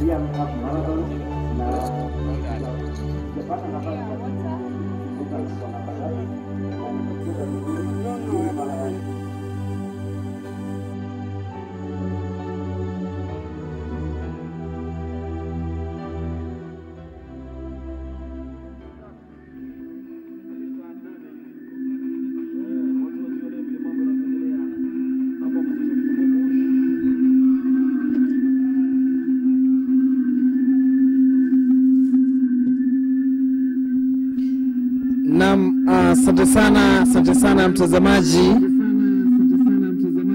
Kwa hivyo iwapo unaungana nasi ni kwamba tuko moja kwa moja ama tunakupeperushia matangazo ya moja kwa moja kutoka mbuga ya wanyamapori ya Lewa inayopatikana maeneo ya Isiolo. Kumbuka kwamba haya ni makala ya 11 tangu kuasisiwa ama kuanzishwa kwa mashindano ya Safaricom Marathon. Ni mashindano ambayo yanaendelea kutia fora sana kila mwaka ama kila uchao. Kwa hivyo kila msimu ndivyo mashindano haya yanavyozidi kuimarika ama kuimarishwa. Kumbuka kwamba tangu kuasisiwa au kuanzishwa kwa mashindano haya, jumla ya shilingi dola milioni 2.25 yameweza kuchangishwa, na mwaka uliopita idadi ya fedha zilizochangishwa katika mashindano haya zilikuwa shilingi milioni 37. Kwa hivyo ni mashindano ambayo yanazidi kutia fora kabisa, huku ikiwa ni mwaka wa 5 mtawalia runinga ya Citizen ikiweza kupeperushia matangazo haya moja kwa moja kutoka katika mbuga hii ya Lewa. Jina langu ni Duncan Hemba, iwapo ndivyo sasa unaungana nasi, na pamoja niko naye mwenzangu Geoffrey Washira ambaye yuko katika upande wa kumalizia, ambaye anaturushia mahojiano mawili matatu baadhi ya washiriki ama washirika ambao wanaweza kumaliza. Kumbuka kwamba tayari kitengo cha kilomita 5 cha watoto wameweza kumaliza. Unapotazama mtazamaji kwenye runinga yako, huo ndio mkondo wa kilomita 21 half marathon, na baada ya half marathon sasa ni full marathon, mbio za kilomita 42. Kwa hivyo huo ndio mkondo ambao washiriki 1000 wanaufuata sasa hivi katika mbuga hii ya Lewa. Kwa hivyo huo ndio mkondo wa kilomita 42 au full marathon, ambapo jumla ya washiriki ni 150, ilhali washiriki katika half marathon ama kilomita 21 ni washiriki 850. This is the 11th edition of the Safaricom Marathon, the event that continues, or the event that has grown tremendously rather, and it's an event that is organized by the Task Foundation in conjunction with the Safaricom. So this is the finishing area where we will be expecting shortly participants in the half marathon, the 21-kilometer race. Remember that already the 5-kilometer race for the children fun run, already we have the winners. They finished almost half an hour ago, but more are still coming in. Remember that there are those who take part in the fun run. It is important to note that this event was started with the primary aim of helping to raise funds for conservation and community development projects in this part of Kenya, or rather the northern Kenya, and since 2007 the initiative was spread across the country, so it's no longer limited to only this part or to only the communities surrounding the Lewa Conservancy. Last year, or rather since its inception in August 2000, the event has so far managed to raise $2.25 million. Last year the event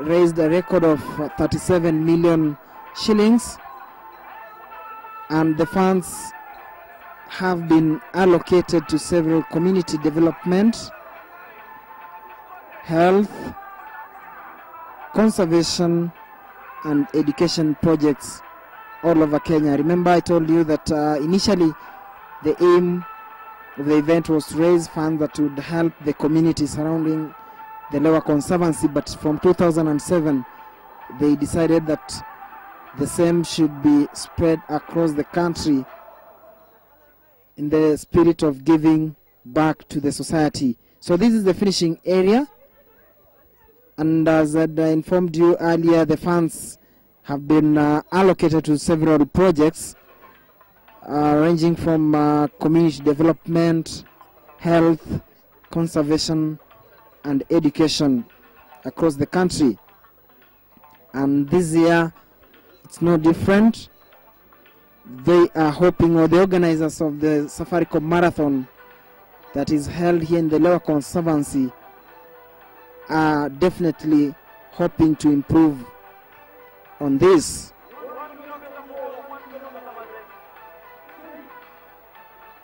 The marathon has attracted 1,000 runners, but the organizers are always constrained to cap or to limit the number in order not to interfere with the true and rightful occupants of this conservancy. Those are not human beings but the animals. Therefore, in as much as the marathon could attract a higher number of participants, the organizers are always at pains, or rather constrained, to ensure that they limit the number, because the animals, they also need their space. So that one is always taken into consideration, and it plays a bigger role in reflecting the true number of, or the total number of participants at any given event. Remember that this is the 11th edition. The marathon was incepted in August 2000. Out of the 1,000 participants taking part in this year's Safaricom Marathon, 850 will be participating in the half marathon, while 150 are expected to tackle the full marathon. earlier on I informed you that apart from the half and full marathon, we also have the children's 5-kilometer fun run that has also seen a record entry of 150 participants. So 150 kids, or children rather, also participated in this year's marathon. So as the participants will be also running alongside the world's best long distance runners, and those are the likes of Catherine Dereva and the Paralympics champion Henry Wanyike. So we are at the finishing point, and as you can see the participants, I think these are participants of the half marathon. Kwa hivyo mtazamaji, tuko katika eneo la kumalizia, na unavyoona ni kwamba hii ni ishara kwamba mshiriki nambari 577 wa kilomita 21 ameweza kufika pale kumaliza, ameweza kufika utepeni, na ameangalia kronomita yake bila shaka kuweza kuangalia ameweza andikisha muda gani ameweza kufika katika eneo la kumalizia. Kwa hivyo kumbuka kwamba mwenzangu Geoffrey Washira yuko katika eneo hilo, na wakati wowote taweza kuungana naye mawili matatu. Nambari 2 ndio yule pale anasonga 5 3 2 1 anafika utepeni. Mshiriki nambari 631 na pale anavishwa nishani yake. Jina langu ni Duncan Haimba, kumbuka kwamba runinga ya Citizen ya kupeperusha matangazo haya moja kwa moja ama kenye ukipenda, yani live kutoka hapa Lewa. Mashindano yenyewe ambayo ni mashindano ya Safaricom ambayo yanajulikana kama Safaricom Marathon. Tayari dalili ndizo hizo, na sina lingine la kuongezea bali kukupatia hakikisho kwamba tayari tumeweza kuona mshindi wa kwanza na wa pili wa mbio za kilomita 21 half marathon ambao wameweza kumaliza. Kwa mbali tunamuona mshindi nambari 3. Nambari 3 yuko pale anapinda, ama katika upinde wa mwisho anakimbia kabisa. Yule pale anapigiwa saluti na walinzi wa G4S, hali kadhalika BMK. Ndio yule pale anakimbia katika nafasi ya kumalizia, ama anafikia utepeni. Mshiriki wa 3 anamaliza maridadi kabisa. Yule pale ambaye ni mshiriki mwenye kibandiko 877. Ni sadfa kwamba aliyemaliza wa kwanza alikuwa na 577. Kisha nambari 3 anamaliza na 877. Kwa hivyo ni washindani ambao kidogo waliweza kusajiliwa kwa karibu sana. Kwa hivyo tayari nambari 1, 2, 3 tumeweza kuwatambua. Kwa hivyo mbivu na mbichi imeweza kubainishwa. Nambari 4 vile vile anamaliza pale, na basi nakupeleka moja kwa moja kwake Geoffrey Washira ambaye yuko katika upande wa pili. Geoffrey Washira, iwapo unanipata, uwanjani wako. Na bila shaka mbio za kilomita 21 zimeweza kumalizika, ambapo mshindi ameweza kufika utepeni, na tutawaambia jina lake. Mtu jina lako? James Great Kigen. James, tuambie mbio za leo zilikuwaje? Zilikuwa chungu. Milima zilikuwa ngumu, lakini nilivumilia kuja kwa mbele pamoja na wenzangu. Je, tuambie ulianza katika nafasi ya kwanza ama ulikuwa umesonga nyuma kidogo alafu ndio kaanza kuondoka dakika ya mwisho? Nilianza nilikuwa nyuma, nikafunga polepole kufika mbele kilomita 14, nikaona imeanza kwa nyepesi, nikaondoka peke yangu. Na je, ni mara yako ya kwanza kushiriki mbio za la Safaricom Marathon ama umeshiriki tena? Ili mara yangu ya pili. Mwaka jana tulishikana wawili tukiwa na Julius Manjim, tukiwa nambari la pili. Leo nikaamua kujitoa peke yangu na kujiondoa peke yangu na kuenda mapema. Je, mwaka jana umesema ulimaliza katika nafasi ngapi? La pili, tukiwa wawili na Julius Manjim.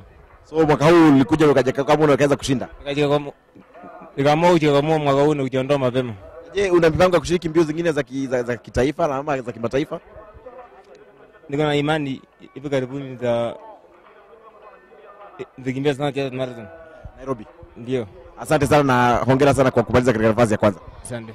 Huyo alikuwa ni mshindi wa mbio za kilomita 21 upande wa wanaume ambaye ameweza kumaliza wa kwanza. Katika muda usiokuwa mrefu, mtazamaji, tutaweza kuhojiana na aliyemaliza katika nafasi ya pili. Kwa hivyo kaa standby, wale jamaa ambao tuko nao hapa wanamtafuta ambaye alimaliza katika nafasi ya pili, na hivi punde tutaweza kumpata, na hivi sasa nimeona anaweza kuja hapa. Kwa hivyo atakaa chini hapa aweze kutuambia je, mbio zilikuwaje.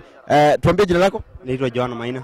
John Maina, tuambie mbio zilikuwaje, vipi, umemaliza katika nafasi ngapi? Nimemaliza nafasi ya pili. Ndio zilikuwa ngumu. Kulikuwa na mabishano, kulikuwa na wapinzani wengi. Na tuambie, je, ulianza katika nafasi ya kwanza ama ulisonga nyuma kwanza alafu ndio ukaweza kuchomoka? Nilianza nikiwa wa kwanza alafu nikarudi nyuma.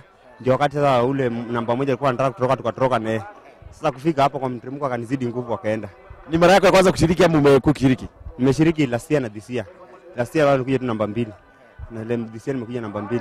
Na mipango yako kuanzia sasa, una mipango ya kushiriki mbio za Nairobi Standard ama za kimataifa ambazo zitaandaliwa?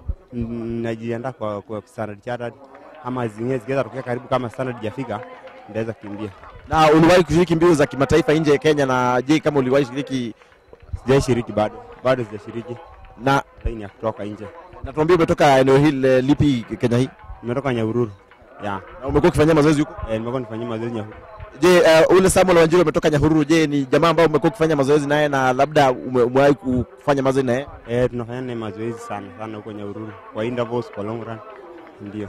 Asante sana na hongera sana. Asante tu. Ni aliyemaliza katika nafasi ya pili katika mbio za kilomita 21 ambaye tumeweza kuhojiana naye, na naomba sasa aliyemaliza katika nafasi ya tatu. Tuambie jina lako. Jina langu ni John Ndungu Kiari. Ndungu, umetoka eneo lipi Kenya hii? Natoka Ngong. Na je, tuambie mbio za leo zilikuwaje? Umemaliza katika nafasi ya tatu, mbio zilikuwaje? Mbio zilikuwa tamu sana.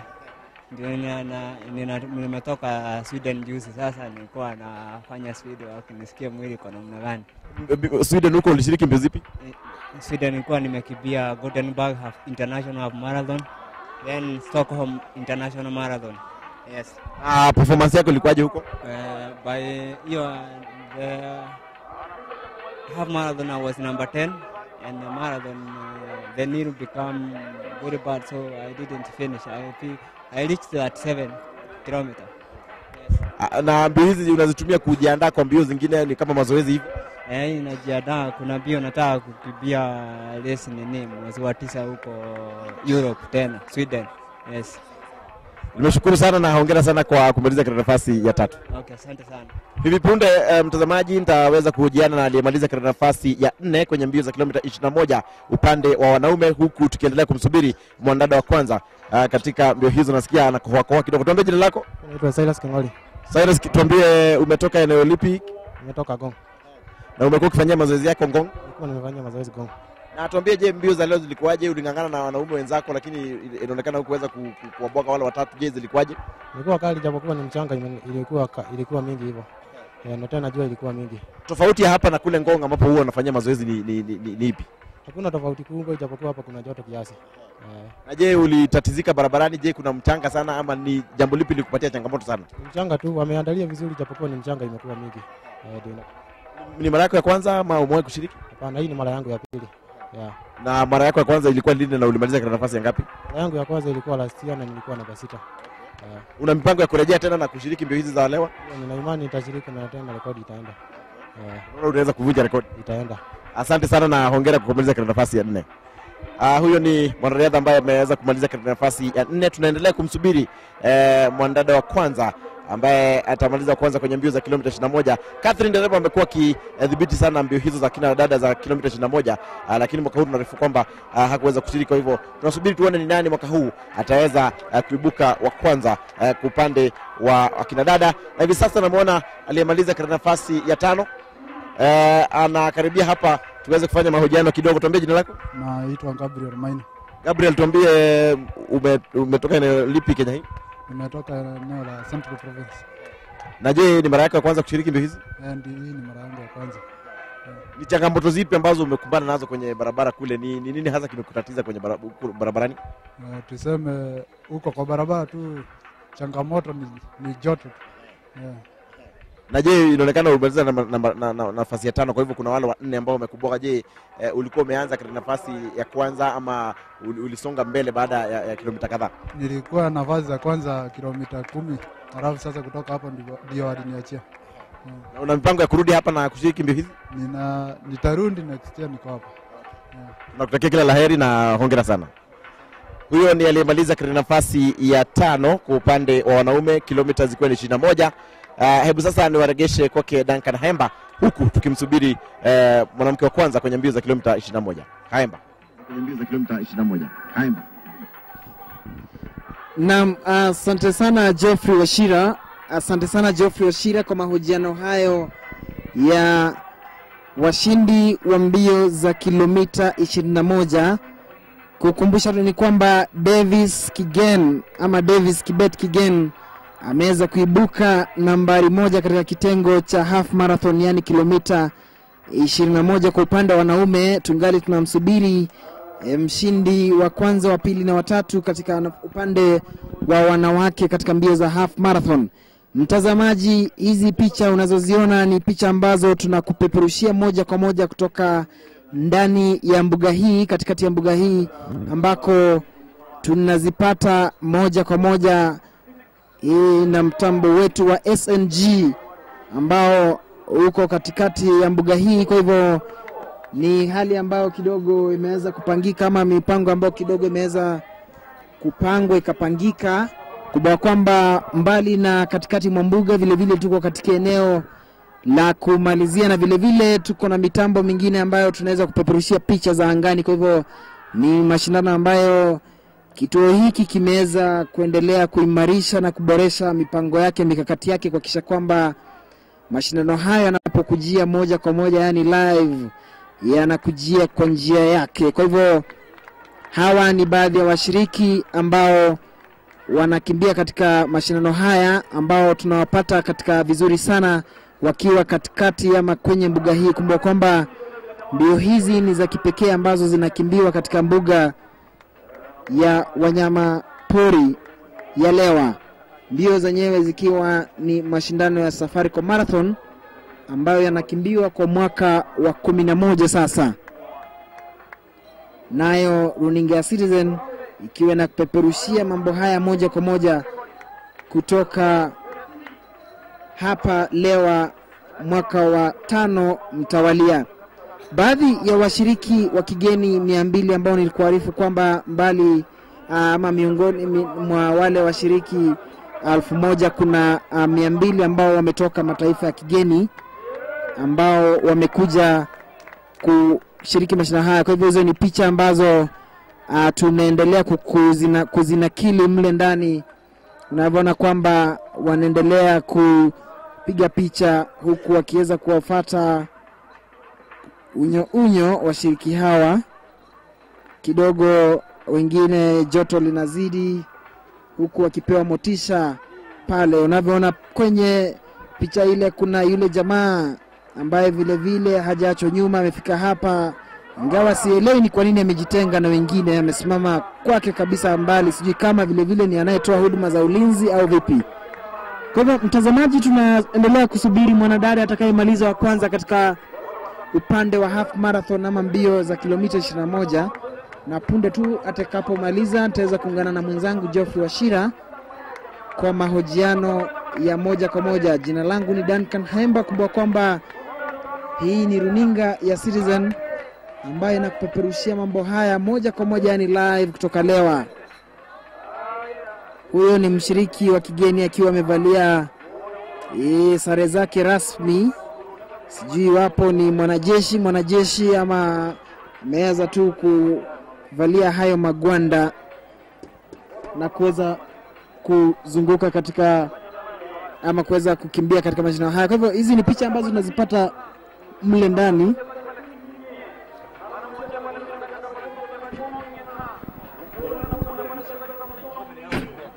Mashindano ambayo tunaendelea kukuletea moja kwa moja kutoka mbuga ya wanyama ya Lewa. Kwa hivyo hali ilivyo ni kwamba kwa hivi sasa tunangojea mshindi wa kinadada upande wa kilomita 21. Punde tu Geoffrey Washira atakapokuwa tayari, basi tutaweza kupatia. Unaona vile jamaa hapa wameweza kujibanza ama kukaa katika maeneo yale strategic, kuona kwamba vile vile hawapitwi na uhondo.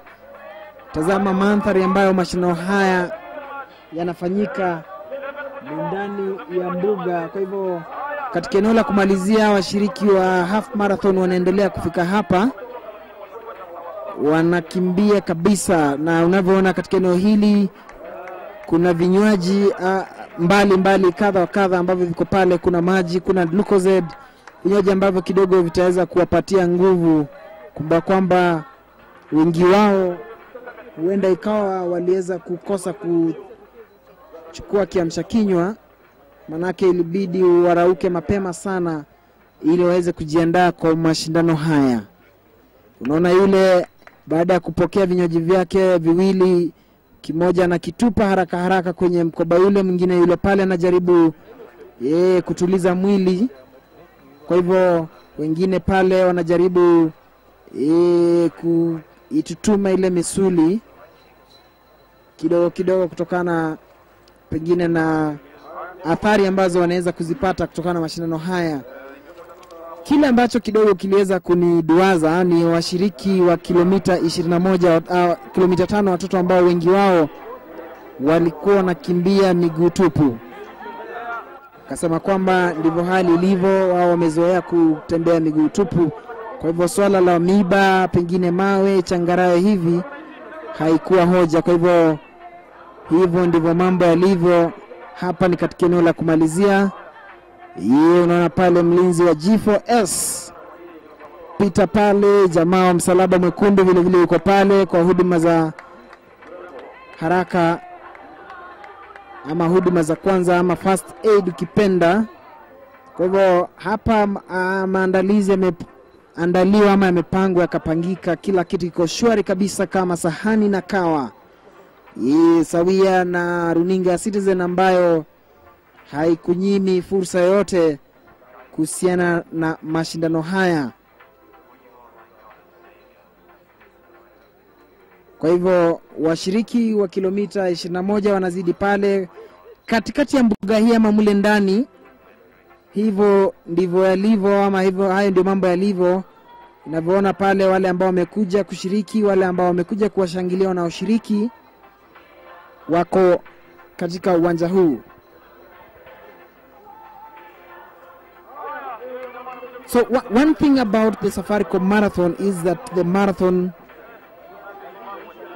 is very, very unique and deservedly named one of the toughest in the world and done once in a lifetime.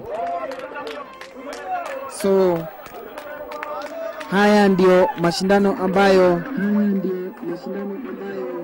unaendelea kuyapata moja kwa moja kutoka mbuga hii ya wanyama ya Lewa, ambayo ni matangazo ambayo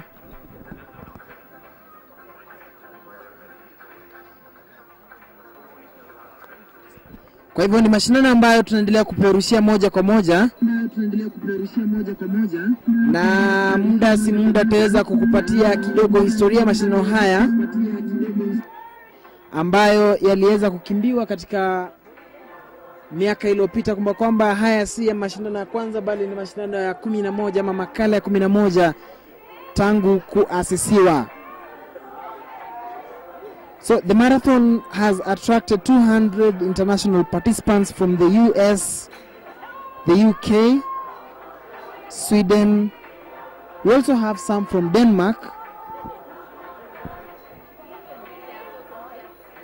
South Africa as well, Malawi, Tanzania, New Zealand, Australia, Ireland. We also have Germany, Italy, Zimbabwe, Norway, and Spain.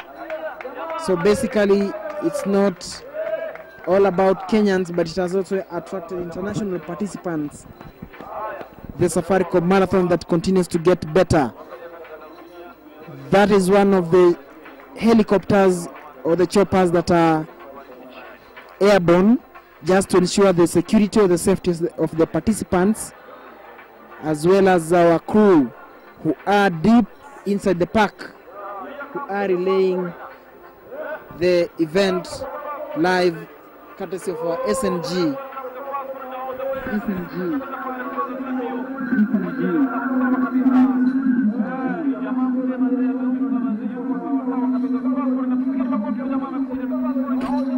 Kwa hivyo kwa hivi sasa na kupeleka moja kwa moja kwake Geoffrey Wachira kwa mahojiano zaidi. Geoffrey Wachira, iwapo unanipata basi uwanja ni wako.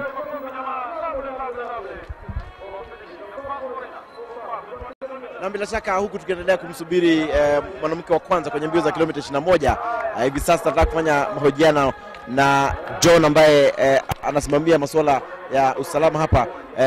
John, hebu tueleze kwa kifupi huwa mnafanya nini kuhakikisha kwamba kuna usalama wa kutosha katika mbuga hii ya wanyamapori ya Lewa, hasa tunapokuwa na hizi mbio za Safaricom Marathon? Tunajipanga mapema na tunaalika departments zingine za serikali, polisi, KWS, other conservancies, sile tunasaidia, wote wako hapa na tumedivide hawa kwa sehemu tofauti. Iko wale wanadili na wanyama peke yao, na wako na helikopta, wako na ndege fixed winger, na wako na maopi siko kwa kila mlima kushungulia hiyo njia runners wanatumia. Na je, hilo ni jambo muhimu sana, barabara ambayo inatumia, kwa sababu kuna wanyamapori hapo wengine ambao wanaweza kuwadhuru wale wakimbiaji. Je, tuambie kwa mnafanya nini kuhakikisha kwamba hakuna mnyama ambaye atawavamia wale washiriki? Kawaida kuamka asubuhi iko timu wale wanafuata hiyo barabara, wanawekwa masehemu kwa hiyo barabara, na ile wanyama yote wataonekana karibu na barabara. Helikopta inaingia inasukuma hawa kando na hiyo barabara mbali kiasi ile hakuna vile wanasa nini. Na tena hapa kwa sababu wanyama hapana sumbuliwa, unakuta wanyama wakiona watu wengi wakikimbia hata wenyewe wanaondokea njia. So wenyewe hatuna shida kubwa ile tunasema. Labda simba, faro, lakini ndio wanasa sukumwa kando kidogo. Je, tuambie tukimalizia usiku wale wanyama, kuna mahali ambapo watu wanakaa. Je, kuna mahali ambapo mnawazuia wale wanyama kuwavamia wale mashabiki ambao umefika? Nini mmefanya kuona kwamba wanyama hawakuji katika eneo ambalo wakazi wamekaa? Kawaida masasa usiku, kwa sababu huko na watu wale wanafanya kazi usiku, na the same time mahali popote uko na kambi ama campsite ama Safaricom Village, hiyo sehemu zote tumesingira na waya. Iko waya mbili ya stima ya kusuia ndofu, na najua saa zingine hapana suia simba na hapana suia mbogo ama faro, lakini faro mara mingi sana hapana penda mahali iko kelele, mahali iko watu na kelele ni mingi. So enyewe ni kitu tumerun hii kitu kwa muda mrefu na tujawahi kupata shida yote. Asante sana, na tutaendelea kuzungumza naye kuhusu mambo ya usalama. Naarifa kwamba yule mwanamke wa kwanza ameweza kumaliza mbio za kilomita 21 na hivi punde tutaweza kuzungumza naye. Kwa hivyo katika muda usiokuwa mrefu tutaweza kuzungumza na yule mwandada ambaye amemaliza wa kwanza, na nakumbuka nilimhoji huyo mwandada ambaye amemaliza katika nafasi ya kwanza katika eneo la kuanzia, na akaniambia mwaka jana alikuwa katika nafasi ya pili, mwaka huu ameweza kumaliza katika nafasi ya kwanza, na hivi punde tutaweza kuzungumza naye. Wale wasaidizi wangu wako upande ule wa pili wanamtafuta, na mara tu baada kumpata tutaweza kuhojiana naye ili atuambie mbio zilikuwaje. Je, atashiriki mwaka ujao, huku akina dada wengine wakiendelea kumaliza, ili tupate haya mahojiano na tupate kujua je, leo mwaka huu kuna joto ama mbio zilikuwa rahisi kuliko mwaka jana. Je, atashiriki mwaka ujao? Kwa hivyo tutazungumza naye hivi punde mara tu baada ya kumpata. Number 2 somewhere there, pale kwa bush kiasi. Ana nywele mkia wa farasi yule mrongo namba 6. Unajua nywele mkia wa farasi? Na vile kwa kwa mgongo juu. Hiyo. Ladies and gentlemen, Let's wait for lady number 2. Yeah, here she comes. Number 2, 2010 Safaricom Marathon. Piga makofi kabisa pale number 2. Anapiga kwa hapa.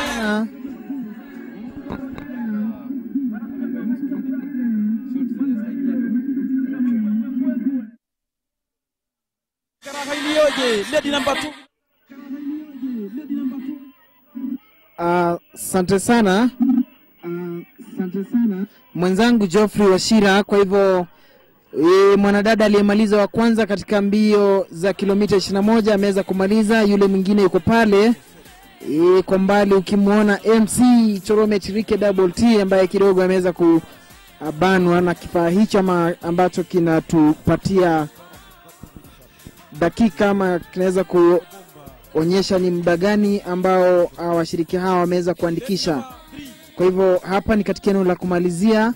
Yule mwanadada amefurahi sana kubwa kwamba Geoffrey Washira ameweza tu kugusia kwamba yule aliyemaliza katika nafasi ya kwanza ni yule ambaye aliweza kumaliza nafasi ya pili mwaka uliopita. Kwa hivyo Geoffrey Washira anafahamishwa kwamba yuko standby na mshindi wa kilomita 21. Kwa hivyo sasa na kupeleka moja kwa moja hadi upande wa pili kwake Geoffrey Washira tuweze kujua mawili matatu kutoka kwa mshindi huyo wa upande wa kinadada. Geoffrey Washira.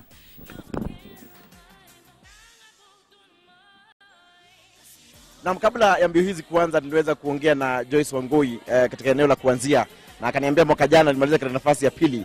Sasa mwaka huu amemaliza katika nafasi ya kwanza. Wangoi, hebu tuambie mbio zilikuwa vipi? Mbio ilikuwa ngumu.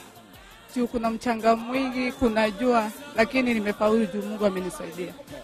Mwaka huu Catherine Dereba hakuweza kushiriki. Je, unadhani kwamba kama angekuja labda angekubwaga ama labda ulikuwa umejitayarisha kabisa kwamba ungeshinda? Sijui vile ingekuwa, lakini Mungu anapeana chances of winning. Yeah. Na je, mwaka huu mbio zilikuwa ngumu zaidi kuliko mwaka jana ama zilikuwa rahisi? Naona kama ilikuwa ngumu. Je, baada ya hapa bila shaka una mipango mingi ya kushiriki mbio za kitaifa, kimataifa. Ni mbio zipi ambazo unajiandaa kushiriki kuanzia hapa? Najiandaa tu kukimbia half marathon na nikipata nafasi ya kukimbia kama baada ya miezi kadhaa nitakimbia marathon. Je, una mipango ya kushiriki standard charter na marathon kule Nairobi? Yes. Na tuambie kabla hapa ni mbio zipi ambazo umekuwa ukishiriki, na je umewahi kushiriki mbio za kimataifa na ni wapi? Nimekuwa nikishiriki standard chartered na mwezi uliopita nilikuwa France nikakimbia marathon. Na je una mipango ya kurudi hapa leo na kuendelea kushiriki mbio hizi? Juu ni nchi yangu na furahi kuwa nikishiriki katika nchi yangu. Asante sana. Na hongera sana kwa ushindi. Asante. Amekuwa ni Joyce Wangoi ambaye ni mshindi wa mbio za kilomita 21 upande wa kinadada, ambaye hata kabla ya mbio hizi kuanza alikuwa ameniarifu kwamba mwaka jana alimaliza katika nafasi ya pili, mwaka huu amemaliza katika nafasi ya kwanza. Kwa hivyo anatumai kwamba mwaka ujao atarejea na kuweza kulitetea taji lake. Hivi punde tutajaribu kumtafuta mwanadada wa pili, lakini kabla tumpate, hebu nikurudishe kwake Duncan Hemba kwa matangazo zaidi.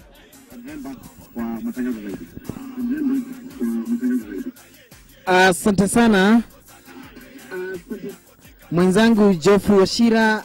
Shukran kwa kuweza kuturushia mawili matatu kutoka kwa mshindi huyo Joyce Wangoi. Kwa hivyo huyo ni mwanadada Joyce Wangoi ambaye amemaliza katika nafasi ya kwanza katika kitengo cha kilomita 21 upande wa kina dada, yani half marathon, ambaye amesema kwamba mwaka uliopita aliweza kumaliza katika nafasi ya pili na hakukata roho ama hakutosheka na zawadi aliyoipata.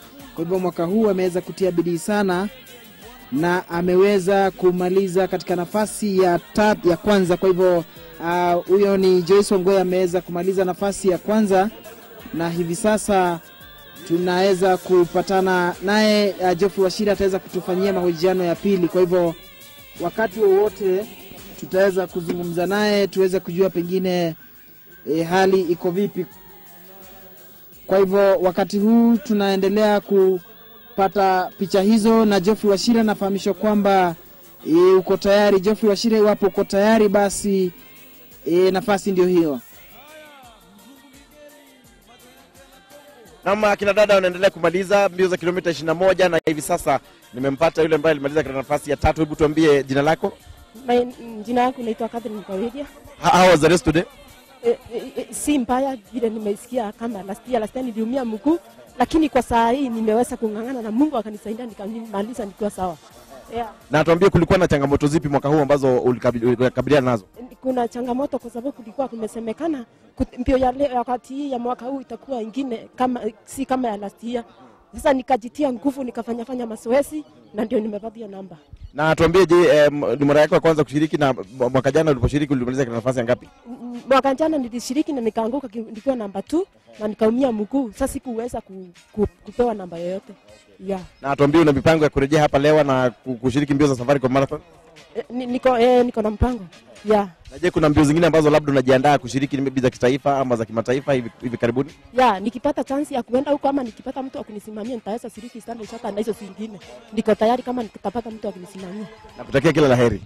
Asante sana. Huyu alikuwa ni mwanamke wa pili ambaye amemaliza katika nafasi ya 3, na hivi sasa nataka kumhoji yule ambaye amemaliza katika nafasi ya 2 ambaye yuko hapa. Naomba tafadhali umuondoke kidogo ili aweze kuketi chini hapa atueleze mbio zilikuwa vipi na kama amekabiliana na changamoto yote. Hebu tuambie mbio zilikuwaje leo?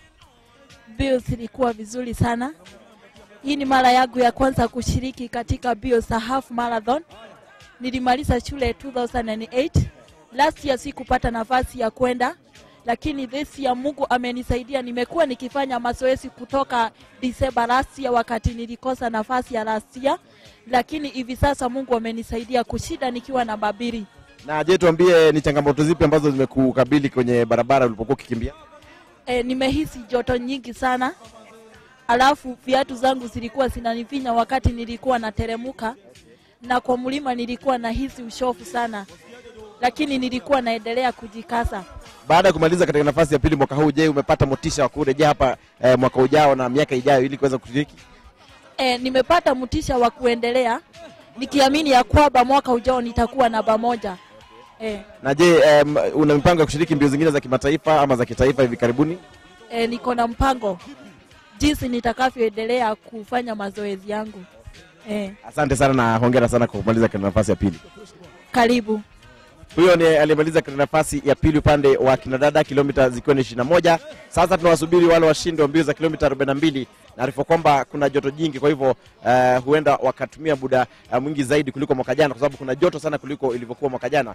Kwa hivyo hivi sasa wacha nikuregeshe kwake Haemba, huku tukimsubiri atakayemaliza katika nafasi ya kwanza mbio za kilomita 42. Haemba.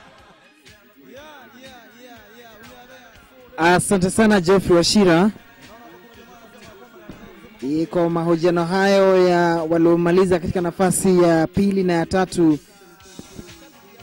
Kwa hivyo nilivyokueleza mtazamaji ni kwamba hapa kidogo waelekezi ama wale mafundi wa mitambo, waelekezi hali kadhalika mafundi wa mitambo pamoja na wapiga picha wamefanya kazi ya ziada ambako wamehakikisha kwamba matangazo haya yanakujia moja kwa moja bila mushkili yote. Bila shaka vile vile tunangependa kutoa shukrani zetu kwa wenzetu waliko katika upande wa 2 kule Nairobi Communication Center, ambao vile vile wako standby na wanafanya kazi ama wanaifanya kazi katika njia ambayo inaridhisha zaidi. Nikumbuka kwamba tutaweza kupeperushia mambo haya moja kwa moja hadi majira ya saa 8 hivi mbio hizi zitakapofikia tamati. Kwa hivyo tutaweza kuzungumza nanyi mara kwa mara tukiweza kupatia mawili matatu. Hizi ni picha ambazo tunazipata kutoka kule ndani. Kumbuka kwamba tusema kwamba kuna mtambo wetu wa satellite wa SNG ambao uko kule ndani ya mbuga, yani deep in the park. Na unavyoona hizi ndizo picha ambazo tunakupeperushia moja kwa moja kutoka kule ndani. Kisha katika upande wa kumaliza vile vile tuko hapa, na vile vile kule Communication Center Maalim Juma Road. Magwiji wako pale ambao vile vile waliweza kurauka mapema sana kuweza kupanga mambo yakaenda kama sahani na kava. Na ndivyo kwamba weekendi hii unapoamka, sherehekea kiamsha kinywa chako ama ambapo unapoendelea kula kiamsha kinywa, unayapata mambo haya moja kwa moja. Ni mbio za aina yake ama special ambazo zinakimbiwa ndani ya mbuga ya wanyama. Awali tuliweza kuonyesha picha ambazo baadhi ya wanyama hatari ambao wako katika mbuga hii, na kwa kawaida haya ndio makazi yao. Na wanyama hawa tulikuwa kama vile vile na ndovu, tulikuwa naye vifaru, kuna simba vile vile ambao wamewekwa ama wameweza kuhifadhiwa katika mbuga hii. Kwa hivyo wakati wowote tutaweza kupata mahojiano ya moja kwa moja kutoka kwake Geoffrey Wachira ambaye anaarifiwa kwamba yuko standby. Kumbuka kwamba mwenzangu Geoffrey Wachira amepiga kambi katika eneo la kumalizia, na punde tu washiriki wanapofikia ukingoni ama wanapotamatisha mbio hizi, yeye yuko standby. Geoffrey Wachira, bila kupoteza muda, basi uwanja ndio huo. As I told you earlier, Safaricom Marathon attracts runners from all over the world, from the United Kingdom, United States, and also Holland. And here with me I have one of the finishers. Tell us your name. Gert, Brian. Tell us from which country are you from? I'm from Holland. Tell us, how was the race today, and is it what you expected? No, it's not my first time, so I knew what to expect, but it was very warm today. And the difficulty for me is I live below sea level because Holland is very low, and I just arrived here, so the altitude is very tough. But it's a beautiful course, and the view of Mount Kenya, and all the people are happy to run, so I'm very happy with the result. Do you know which position you finished? I think I'm, well, I didn't win from all the top Kenyans, but among the Muzungus, I'm in the top 3, I think. And is it more difficult this year than the other years that you've participated in? Yeah, in 2007 I did also the half marathon, and it was cloudy, so then it was better as far as temperature. And last year I did the full marathon, and it was also sunny, and especially the second round, it really gets hot. But it was a good race again. Tell us, have you used this event to prepare for other events maybe that you're planning to participate in? Yes, in the end of the year I'm planning to go to my home country and run in Amsterdam, but then a full marathon. And that will be on the road, so that will be a completely different course, and it will be flat and it will be fast. Do you plan to come back to Lewa and participate in the Safaricom Marathon? Yeah, this is my third time, so every time I can come, I want to participate and run because it's a very special event. Thank you very much. That's one of the participants from overseas. He's from Holland. He's telling me that among the Wazungus, he was in the top 3, and he says he will come back next year, God willing, and participate in the Safaricom Marathon. Back to Haimba. Well, thank you very much, Geoffrey Wachira, for that brief interview with a participant all the way from the Netherlands. Holland is among the major province in the Netherlands.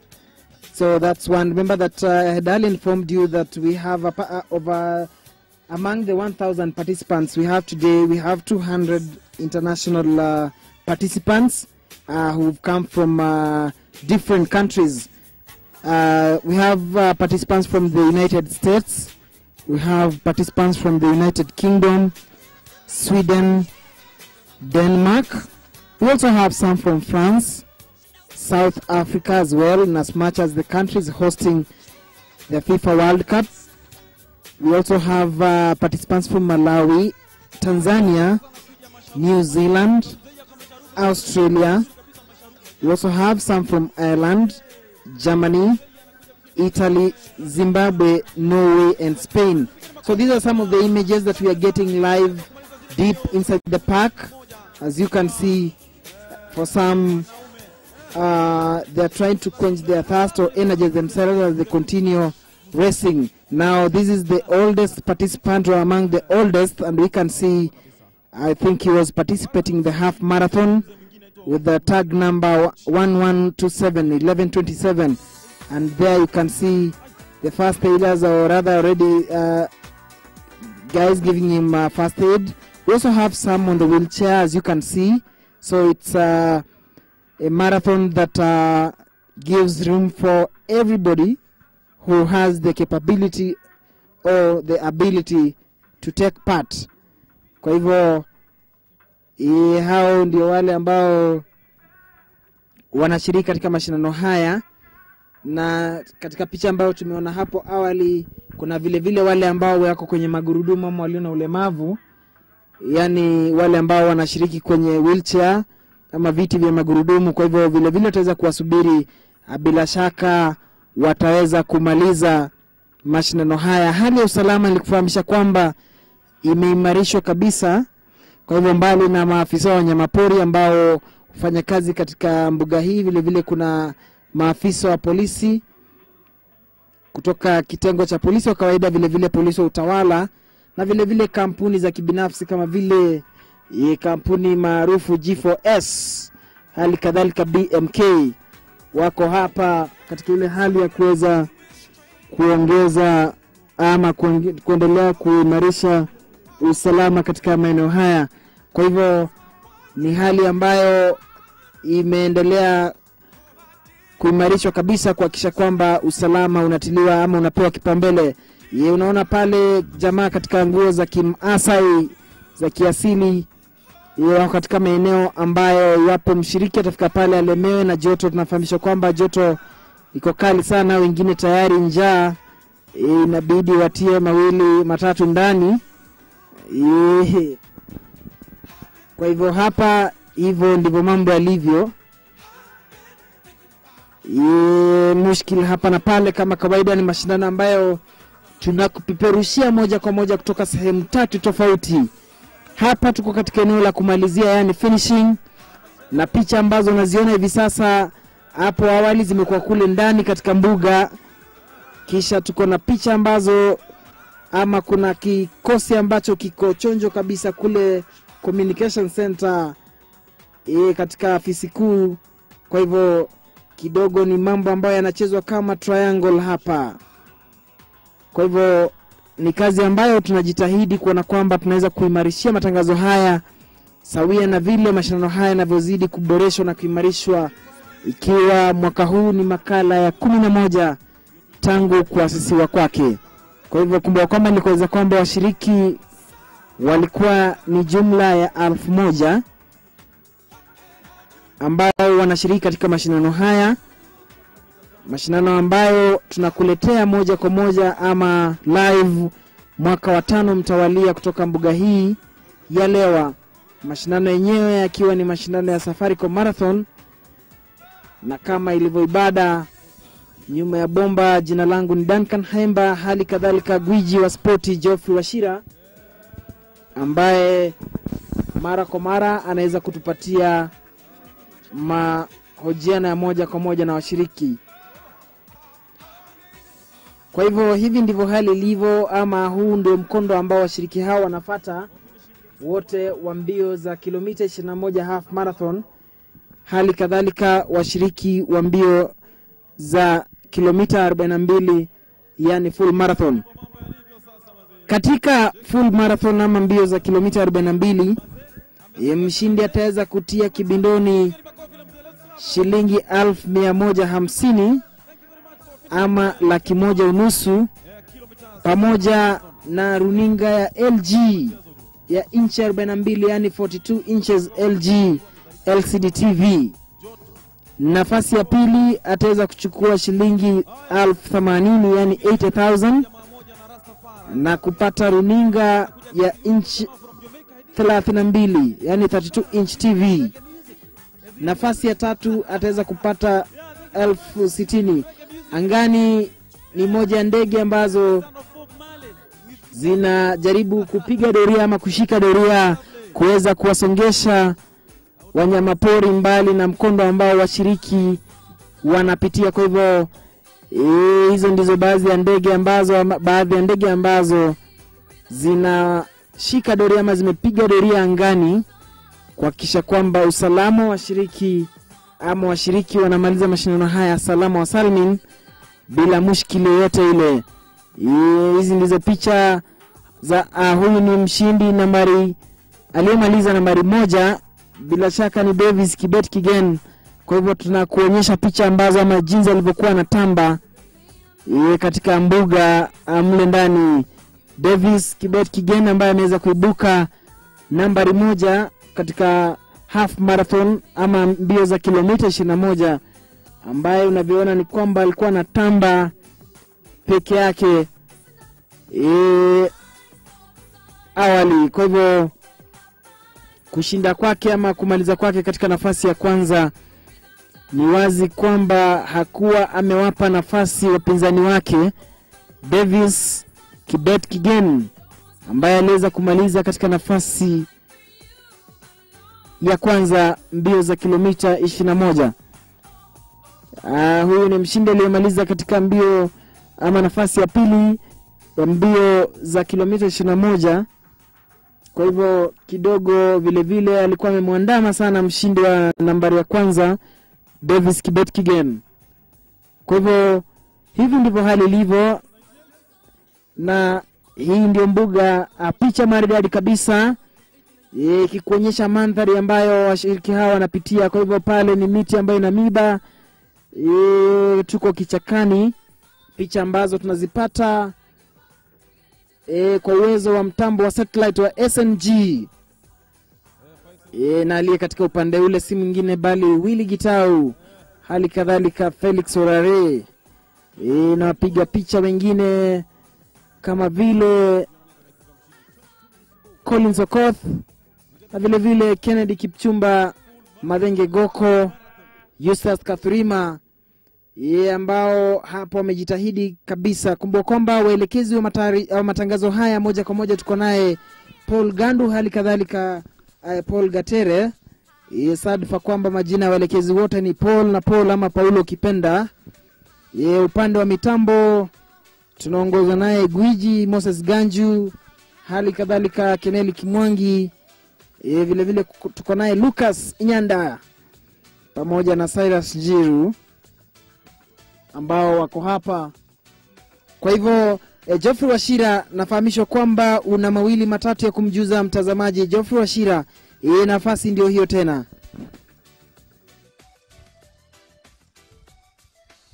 Na bila shaka mbio za Safaricom Marathon huwa hazibagui umri, na washiriki huwa wanajitokeza kutoka pembe zote. Na hivi sasa kuna mzee mmoja hapo ambaye atatuambia jina lake. Hebu tuambie jina lako. Mimi naitwa Njoso Mkonge. Na tuambie mbio za leo zilikuwa vipi? Sio mbaya sana. Si kama mwaka jana. Na leo kwa upande wa wazee umemaliza kwa nafasi ngapi? Mimi ndio wa kwanza. Ndio miaka 60. Una umri wa miaka mingapi? 60. Na miaka iliyopita ulipokuwa ukishiriki mbio zilikuwa vipi? Za mwaka huu zilikuwa ngumu zaidi ama zilikuwa rahisi? Umezionaje mbio za mwaka huu? Za mwaka huu ndio fupi. Ndio rahisi, mwaka jana ilikuwa ngumu. Na je, kuna wale ambao wanakutazama kutoka nyumbani ambao wanashangaa mzee kama wewe unaweza kuwa unashiriki mbio bado. Tuambie hasa nini wewe unafanya kuhakikisha kwamba uko sawa? Mimi mbeleni sikuwa nakimbia. Wakati nilikuwa mtoto sikuwa nakimbia. Mimi nilianza mbio wakati leo ilianza kukimbia. Ndio nilianza marathon. Mbeleni nilikuwa natoka hapa kwenda 100 na simika. Sasa naenda yote. Na je, nini hasa umekuwa ukifanya ndio uhakikishe kwamba unaweza kukimbia mbio za kilomita 21? Mimi mazoezi nilikuwa naenda na baisikeli. Kutoka nikaenda mlima, nikapanda mlima kuteremka. Alafu ni wakati leo ilianza hii mchezo, nikasema nitakimbia. Na je, umekimbia miaka yote 11 ambayo mbio hizi zimekuwa zikiandaliwa? Mbio yote. Na je, tuambie, umeniarifu kwamba unasoma, hebu tuambie zaidi kuhusu hayo. Mimi nasoma masomo ya watu wazima. Na umekuwa ukisoma miaka mingapi? Sasa mwaka huu ndio wa pili kwanza. Asante sana na hongera sana kwa kumaliza wa kwanza miongoni mwa wakongwe. Sawa, asante. Huyo ni mmoja wa wale wakongwe ambao wameshiriki mbio hizi. Kwa hivyo kwa upande wa wazee ndio maliza wa kwanza. Kuna wengine ambao bado wako barabarani, tutahoji watakapofika hapa katika eneo la kumalizia. Mimi ni Geoffrey Washira na waregesha kwake Duncan Hemba aendelee na matangazo haya. Asante sana Geoffrey Washira, nimekupata kwa njia iliyo safi kabisa. Shukrani kwa mahojiano hayo ambayo unaendelea kutupatia mawili matatu. Geoffrey Washira amekuwa akizungumza naye mzee wa miaka 60 Joseph Ndungu, ambaye vile vile ameweza kushiriki katika mashindano haya na ameweza kumaliza licha ya kuwa kuna vijana barubaru ama vijana wepesi sana kama vile kina Davis Kibet Kigen waliomaliza nafasi ya kwanza.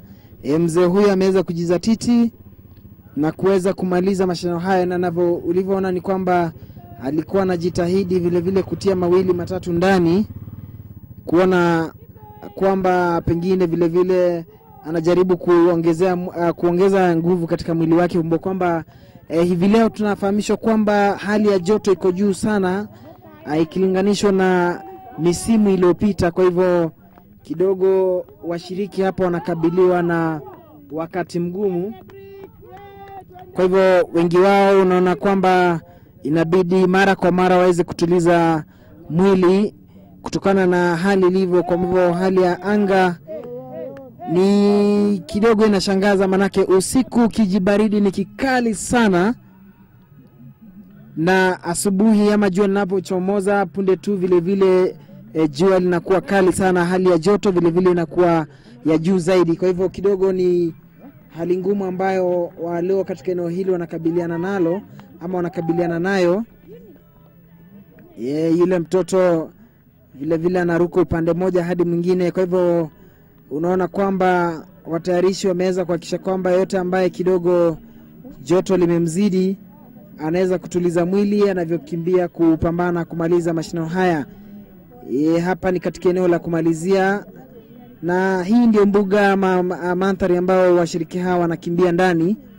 Kwa hivyo hizo ni picha ambazo tunarushiwa nafikiri na mwenzangu Brian Mtua ambaye amejibanza katika sehemu iliyo juu kabisa, na hizi ni zingine ambazo nazipata kule ndani na mtambo wa satellite wa SNG. Kwa hivyo mambo ndivyo yalivyo. Tayari tumeweza kubainisha mbivu na mbichi katika kitengo cha kilomita 5 kwa watoto, hali kadhalika kilomita 21 upande wa kinadada, hali kadhalika wanaume, ambako tumeweza kujua washindi kwa kwamba Davis Kibet Kigena ameweza kushinda upande wa wanaume half marathon ama kilomita 21, naye kwa upande wa kinadada Joyce Wangoi ameweza kumaliza wa pili. Jina langu ni Duncan Haemba, ambako na shirikiana pamoja kwa karibu sana na mwenzangu Geoffrey Washira. Ni matangazo ambayo tutakupeperushia moja kwa moja hadi kilele. Kwa hivyo wakati wote Geoffrey Washira atakapokuwa tayari nitaweza kupeleka upande wa pili. Kumbuka kwamba kama ilivyo kawaida MC mambo haya si mwingine bali mhariri wa kitengo cha sporti Double T Torometirike katika runinga ya Citizen. Kwa hivyo katika upande wa kumalizia wakati mwingine tutaweza vile vile kujua mwili matatu hali iko vipi, anavyowasiliana na mashabiki wa runinga hii ambayo waliofika hapa. Wao wanafuatilia matangazo haya moja kwa moja katika runinga ambayo iko hapa kidogo kuweza kujua mbali hivyo. Kwa hivyo hawa ni washiriki kule ndani ya mbuga wakiendelea tahidi ilivyo. Kumbuka kwamba nimekueleza kwamba hivi leo tumeweza kufahamishwa kwamba kidogo hali ya joto iko juu sana, na itakumbuka kwamba usiku baridi ilikuwa kali sana. Kwa hivyo ni hali ambayo ama mkengeuko wa mazingira hapa unawatatanisha ama unaweza kuwa babatiza wengi. Picha ambazo zinapigwa kwa ustadi sana, jinsi washiriki wanavyotamba kwenye kila mkondo. Walio manyumbani mnaotufuatilia moja kwa moja, asante sana kwa kuungana nasi kwenye runinga ya Citizen kwa matangazo haya moja kwa moja. Ni furaha yetu kuweza kujua kwamba mnapoungana, mnavyopumzika na jamaa zenu mwishoni mwa juma katika mapumziko, mnapoendelea kula kiamsha kinywa, mnatazama mashindano haya. Kwa hivyo mbali na michuano ya soka ya dimba la kombe la dunia inaendelea nchini Afrika Kusini, hapa vile vile tunakupatia uhondo mbadala, yani alternative sports, ambayo yote haya yanafanikishwa na runinga ya Citizen. Kumbuka kwamba nilivyokueleza awali kwamba mashindano haya yameingia makala ya 11 na yaliasisiwa mwezi Agosti mwaka 2000, na kufikia sasa jumla ya shilingi milioni 2.25 dola, yani jumla ya dola milioni 2.5 zimeweza kuchangishwa.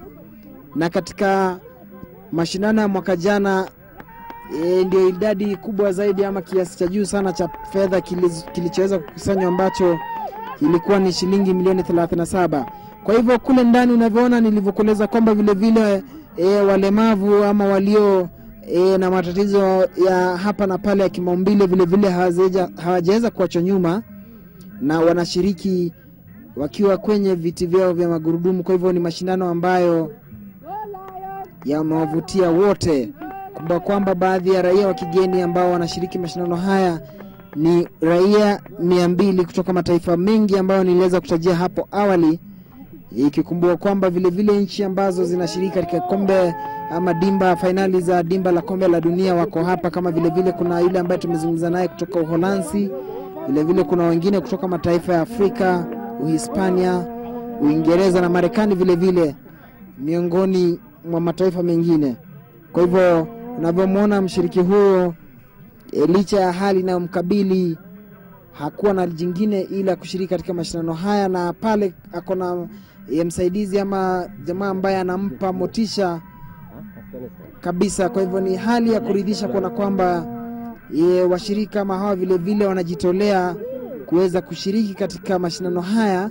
Kumbuka kwamba fedha ambazo hukusanywa katika mashindano haya hutumika kuweza kusaidia maeneo kame ama maeneo yanayokabiliwa. Yule ni mpiga picha wetu Colin Sokoth ambaye ameinama kabisa kuletea picha hilo chini. Kwa hivyo huyo ni Colin Sokoth ambaye ametupatia picha hiyo, kubwa kwamba anafanya karibu sana, anaandamana karibu sana naye Felix Orare, miongoni mwa wapiga picha ambao wako ndani ya mbuga.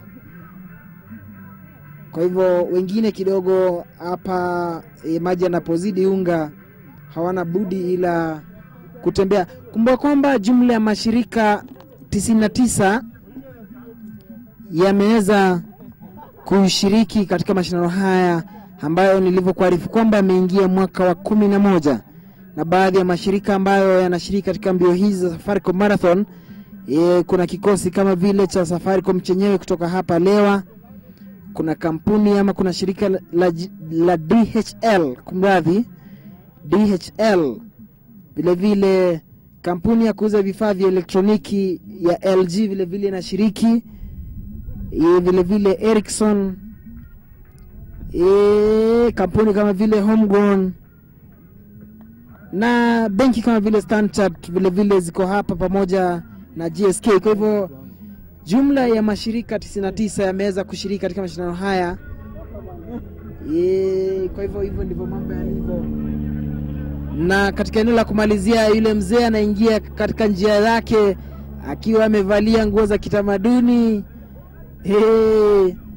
Utashangaa amevaa, utadhania ni rais wa Afrika Kusini Jacob Zuma. Pengine angetilia miwani ungeweza kusema yule bila shaka ni Jacob Zuma. Kimo tu pengine ndicho kimembabatiza. Kwa hivyo yule mzee akiwa amevalia sare zake za kienyeji pale anakimbia, nifikiri kwamba hajaweza kupewa tuzo ama hajaweza kupewa nishani. Nafikiri kwamba alikimbia kivyake pale, jamaa kidogo wanavunjika mbavu kwa kushangaa hali ni vipi. Kwa hivyo ukishangaa hivyo ndivyo mambo, ama hayo ndio baadhi ya maajabu ambayo utayaona hapa. Ni mzee ambaye ameweza kuvalia kitamaduni na ameweza kushiriki katika mbio hizi. Vile vile yule naye mwingine anaingia kwa madaha, anamaliza mbio hizi kwa njia yake. Kwa hivyo ni mashindano ambayo kidogo yanatoa fursa ya kutumbuiza. Yule mzee kwa kawaida ushiriki sana na anashangiliwa, na unavyomwona pale anaingia na madaha nambari 116. Unavyoona kwenye kichwa utashangaa dhania ni ndege anataka kupaa. Muone yule mzee. Makubwa haya. Bila shaka najua mwenzangu Geoffrey Washira ataweza kutupatia mawili matatu kutoka kwa wazee wale. Haya, anaitwa mzee Gitushi mwenye umri wa miaka 80. Yule pale hajai kosa mashindano haya. Sasa ndio yule alishiriki mbio za kilomita 21 half marathon ambazo kidogo mbivu na mbichi tayari iliweza kubainishwa, lakini kwa mzee huyu kwa kawaida huwa hakosi mbwembwe, hanjam na hizo doido.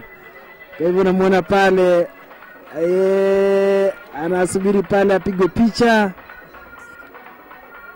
Sadakta ni mzee ambaye kidogo, iwapo ulidhania pengine mbio ni za chipukizi, basi mtazame yule mzee na uweze kujua upi. Geoffrey Wachira, Geoffrey Wachira kidogo nilikuwa bado nazubaa kwa mzee huyu, lakini naambiwa kwamba Geoffrey Wachira yuko standby. Geoffrey Wachira, wapo unanipata? Basi uwanja ndio huo. Mbio hizi za Safaricom Lewa Marathon huwa zina wavutia washiriki kutoka pembe zote nje ya nchi hapa nchini Kenya na pia wazee wa kitamaduni. Na hivi sasa niko na mzee mmoja hapa ambaye atatuambia jina lake. Jina langu ni Shandrak Mwitbuguna. Tuambie, naona leo umevaa mavazi, kwanza tuambie mbio zilikuwaje kule barabarani? Silikuwa mzuri sana. Najua watu wamefurahia kwa sababu wale wanajua ukikimbia unatoroka daktari. Mwaka jana tulikuwa na wewe, ulikuwa na mavazi tofauti. Je, tuambie mavazi yako leo yanamaanisha nini? Leo niko na timu ya traditional dancers and I'll dance with them. And in other days mtu alikuwa ana dress na this attire ili aweze kuonekana kwa ceremony. Je, naona kuna baadhi ya zile vitu ambazo umevaa kama hii, tuambie hii ni ya nini? Hii ni ya mzee wakati anataka kunywa tobacco kidogo anatumia. Na iko ingine iko hapa ndani. Yeah. Kwa hivyo hii kimaliziko natoa ile. Na niko na kikombe yangu. Nikipata kitu ya kunywa na kunywa. Sasa hii unatumia kwa nini? Kwa kunywa kwa kunywa mvinyo kidogo. Kapombe kidogo. Unajua wasee ni wapombe kidogo. Okay? Na tuambie, je, ni mwaka wako wa pili kushiriki ama umekuwa ukishiriki miaka mingi? Last year sikuja kwa sababu nilienda graduation ya bibi yangu. Sikuwa hapa, lakini last year partiwana Osia. Una mipango ya kurudi kushiriki? Yes, I will be participating every year. Utakuwa na haya mavazi ama utakuwa nyingine mzuri kuliko hii. Asante sana. Thank you very much. God bless you. Okay, thank you. Ni mmoja wa wazee ambao wameweza kumaliza, na unaona amevaa mavazi ya wazee ambayo bila shaka kama ulivyosema ni mavazi ambayo yalikuwa yanavaliwa na wazee. Kwa hivyo ni baadhi ya wale ambao wameweza kumaliza, na tuendelea kufanya mahojiano zaidi na washiriki ambao wameweza kumaliza mbio hizi. Kwako Haimba. Asante sana Geoffrey Wachira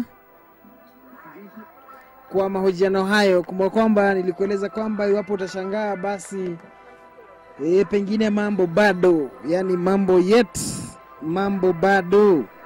Umeona yule mzee ameweza kuvalia mavazi yake ya kiasili, na nilikueleza kwamba pengine angelikuwa tuna urefu wa juu pengine futi kadhaa kisha avalie miwani, basi ungeweza kusema bila shaka ni rais wa Afrika Kusini Jacob Zuma. Kwa hivyo ni mzee ambaye anajivunia utamaduni wake na ambaye ameweza kumaliza mashindano haya. Vile vile tumeweza kuona mzee ambaye ana umri wa miaka 80. Natumai kwamba ama najua bila shaka Geoffrey Wachira ataweza kumpata kama kawaida aweze kutupatia. Naelezwa kwamba Geoffrey Wachira ameweza kumpata mzee huyo wa umri wa miaka 80. Wachira, nafasi ndio hiyo tena. Na bila shaka mashindano haya ya Safaricom Lewa Marathon yanaendelea kunoga, na hivi sasa nataka kuzungumza na mmoja wa wazee ambao wamekuwa kushiriki mbio hizi. Hebu tukumbushe jina lako. Jina langu ni Ruengo Gitochi. Tuambie ENGO GIATUCHI. Tuambie na miaka mingapi? 8 years. Niko na 8 years. I was born 1931 in May 25. Yes. Na tuambie umekuwa ukishiriki mbio hizi miaka 11. Mwaka huu mbio zilikuwa vipi? Mwaka huu mbio ilikuwa mzuri. Yes. I'm well acclimated in this route. Yes, since 2000. I'm always number 1 in age category. Yes, but today I don't know. They have not. Yes. And tell me, what can you tell other old men maybe who are seeing you and they are wondering what do you normally do to make sure that you keep fit? I do keep fit. First, I do take camel soup. Yes, camel soup. You know, if you are given one injection in the hospital, and you take a cup of camel soup, of course, yes, the drug will be useless. Yeah. Tell me, what else you do? Do you normally practice? How many times do you practice in a day? I do practice 2 times per day, 4 days per week. 4 kilometers in the morning and 4 kilometers in the evening. Yes. How has Safaricom Marathon helped the people around this area? it helps in this area, especially schools around the Rewa. Rewa do contribute, they build some classes, quite decent classes, and employ some teachers. You come from this area? I have come from Mutunyi area. Mutunyi area is a part of Rewa. Yes. You've taken part in this race for 11 years. How many years do you think you're going to run after this? I am going to run 2 years more, yes. After 2 years, you're planning to... I don't tire, yes. All the best, and I wish you all the best in the coming years. Yes. Thank you very much. Yes, but I don't know what am I going to be given. Maybe I'm number one. Don't worry, we'll ask the organizers and we'll see what you'll get. Yes. Thank you very much. That is Mr. Gitush. He's telling us that he's planning to retire after 2 years. He has been here for 11 years. So after 13 years, he's planning to retire. But he's still fit, he's still strong, and he's hoping that next year he will be back. Back to you, Chaim. Thank you very much, Geoffrey Wachira, for that brief interview. Remember that this is the 11th edition of the Safaricom Marathon, coming to you right deep inside the Lewa Conservancy here in Isiolo. And for the 5th year running, Citizen TV is relaying the event to you live, just to ensure that as you take a break, the weekend break, there's sort of alternative entertainment, maybe a break from the ongoing FIFA World Cup in South Africa. Kwa hivyo Wachira, nafahamishwa kwamba vile una mawili matatu unataka kutufahamisha. Wachira, nafasi ndio hiyo tena. Participants from across the globe are still coming to the finish line, and here I have one of the finishers, and she's going to tell us her name. Tell us your name. Sophie Muller. Okay. Tell us, you come from which country? I'm coming from Burundi, and I'm French. Okay, tell us, how was the race today? The race was very special for me, extremely special.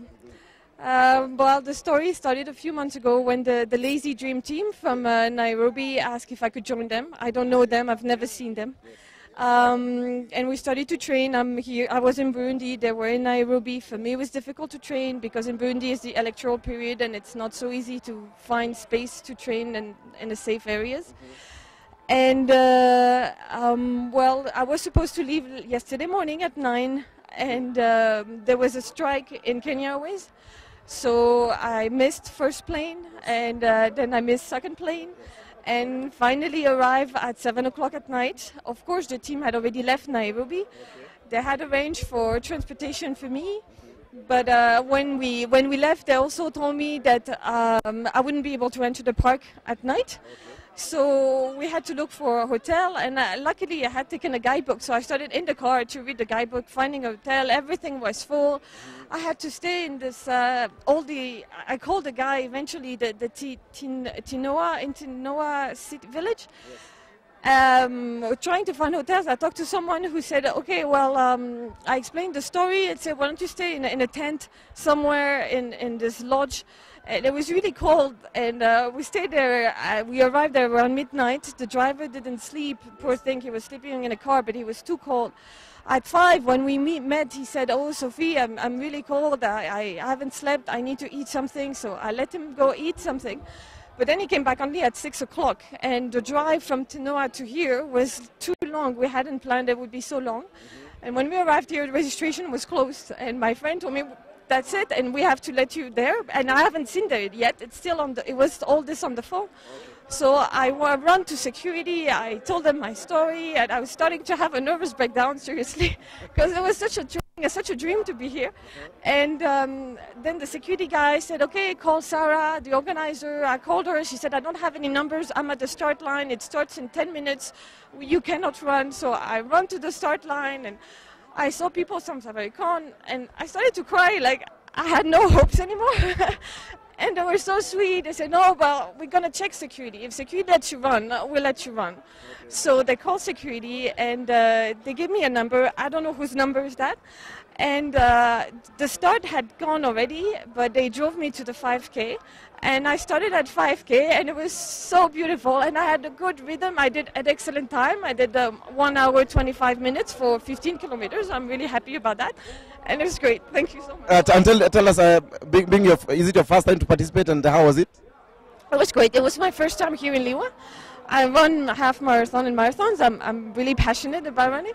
But it was great. We saw zebras and monkeys and beautiful birds, and it was always running with someone. It was really, really nice. And tell us, after taking part today, are you planning to take part, maybe next year? Yes, I would love to run the full marathon. Yes. Thank you very much. And all the best. One of the participants from Burundi, she tells me she's French, and she's one of those from foreign countries who participated in this event. And more are still coming in as we wait for the winner of the 42-kilometer race, both men and women. Thank you very much, and back to Duncan Hember. Thank you very much, Geoffrey Washira, for that interview. As Washira has put it, anytime we'll be expecting the winners in the full marathon, the 42-kilometer race. And we can see those are some of the images we are getting right deep inside the park, courtesy of our SNG facility. That is the chopper hovering low to scare away the animals to move away from the course the participants are using. Remember that this marathon is unique, one of its own in the world. It's the only race that is run inside a park. And earlier on we were able to show you some of the animals that are here in the Lewa Conservancy. We had to see the elephants, the rhinos. We also have lions as well. So it's a very tricky affair here, but the organizers have put in place full measures to ensure, to guarantee the safety of the participants. And for the 11th, since its inception in 2000, we've never had any incidences of participants being attacked. Therefore, the organizers, one thing they deserve a pat on the back, is the security measures that they've put in place. So those are some that continue running deep inside the park. And as you can see, they are being cheered on, some being given energizing drinks, just to ensure that they are strong. Remember that the temperatures here are a bit high. That's our cameraman Colin Sokoth getting the images there deep inside the park among the crew that we have here at the Lewa Conservancy. My name is Duncan Hemba. Remember that this is the 5th time, or the 5th year in a row, that Citizen TV is giving you the event live right from here in Lewa Conservancy, a park that is situated in Isolo. Well, kwa hivyo hapa ni katika eneo la kumalizia. Tunasubiri mshindi wa kilomita 42 ama full marathon ukipenda, na dalili zilivyo naona kwamba tunaweza kupatana nao wakati wote kufikia sasa. Geoffrey Washira anafahamishwa kwamba vile una mawili matatu ya kutupasha. Geoffrey Washira. So the participants are coming in, the 21-kilometer race participants are still coming in as we wait for the winner of the 42-kilometer race, both women and men. And here I have one of the participants who have finished the race. Tell us your name. My name is Joyce Nduku.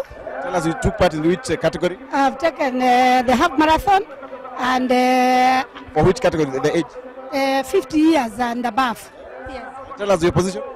I guess I've done very well. I don't think there is any woman who can... who has beaten me in Lewa, and I don't think today I can be beaten by any woman between above 50. Yeah. And tell me, how many years have you participated in the Safaricom Marathon? I've participated in the Safaricom Lewa Marathon since 2005. Yeah. That you're telling me nobody has ever beaten you, and how has the performance been? Yeah, well, since I started running in Lewa, in the age category 50 years and above, I've won in the category since 2005. And I think today I've won because I've run very well. And tell us, what is your secret to keep fit? I know at 50 you're still running. Well, I've been training a lot. I train a lot because I run every day in the morning between 5 and 7 o'clock before I go to work. And I do about 15 to 20 kilometers. Thank you very much. And I'm being told that the winner of the full marathon is coming in, and we are going to talk to the winner of the full marathon. And thank you very much for joining us, and all the best.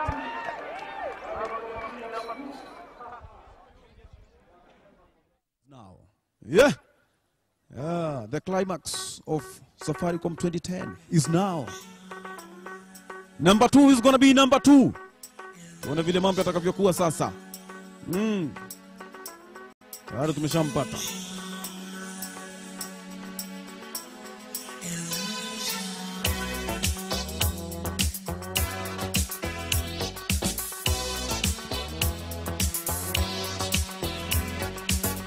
Oh, we are now waiting for number 2 kwa upande wa full marathon.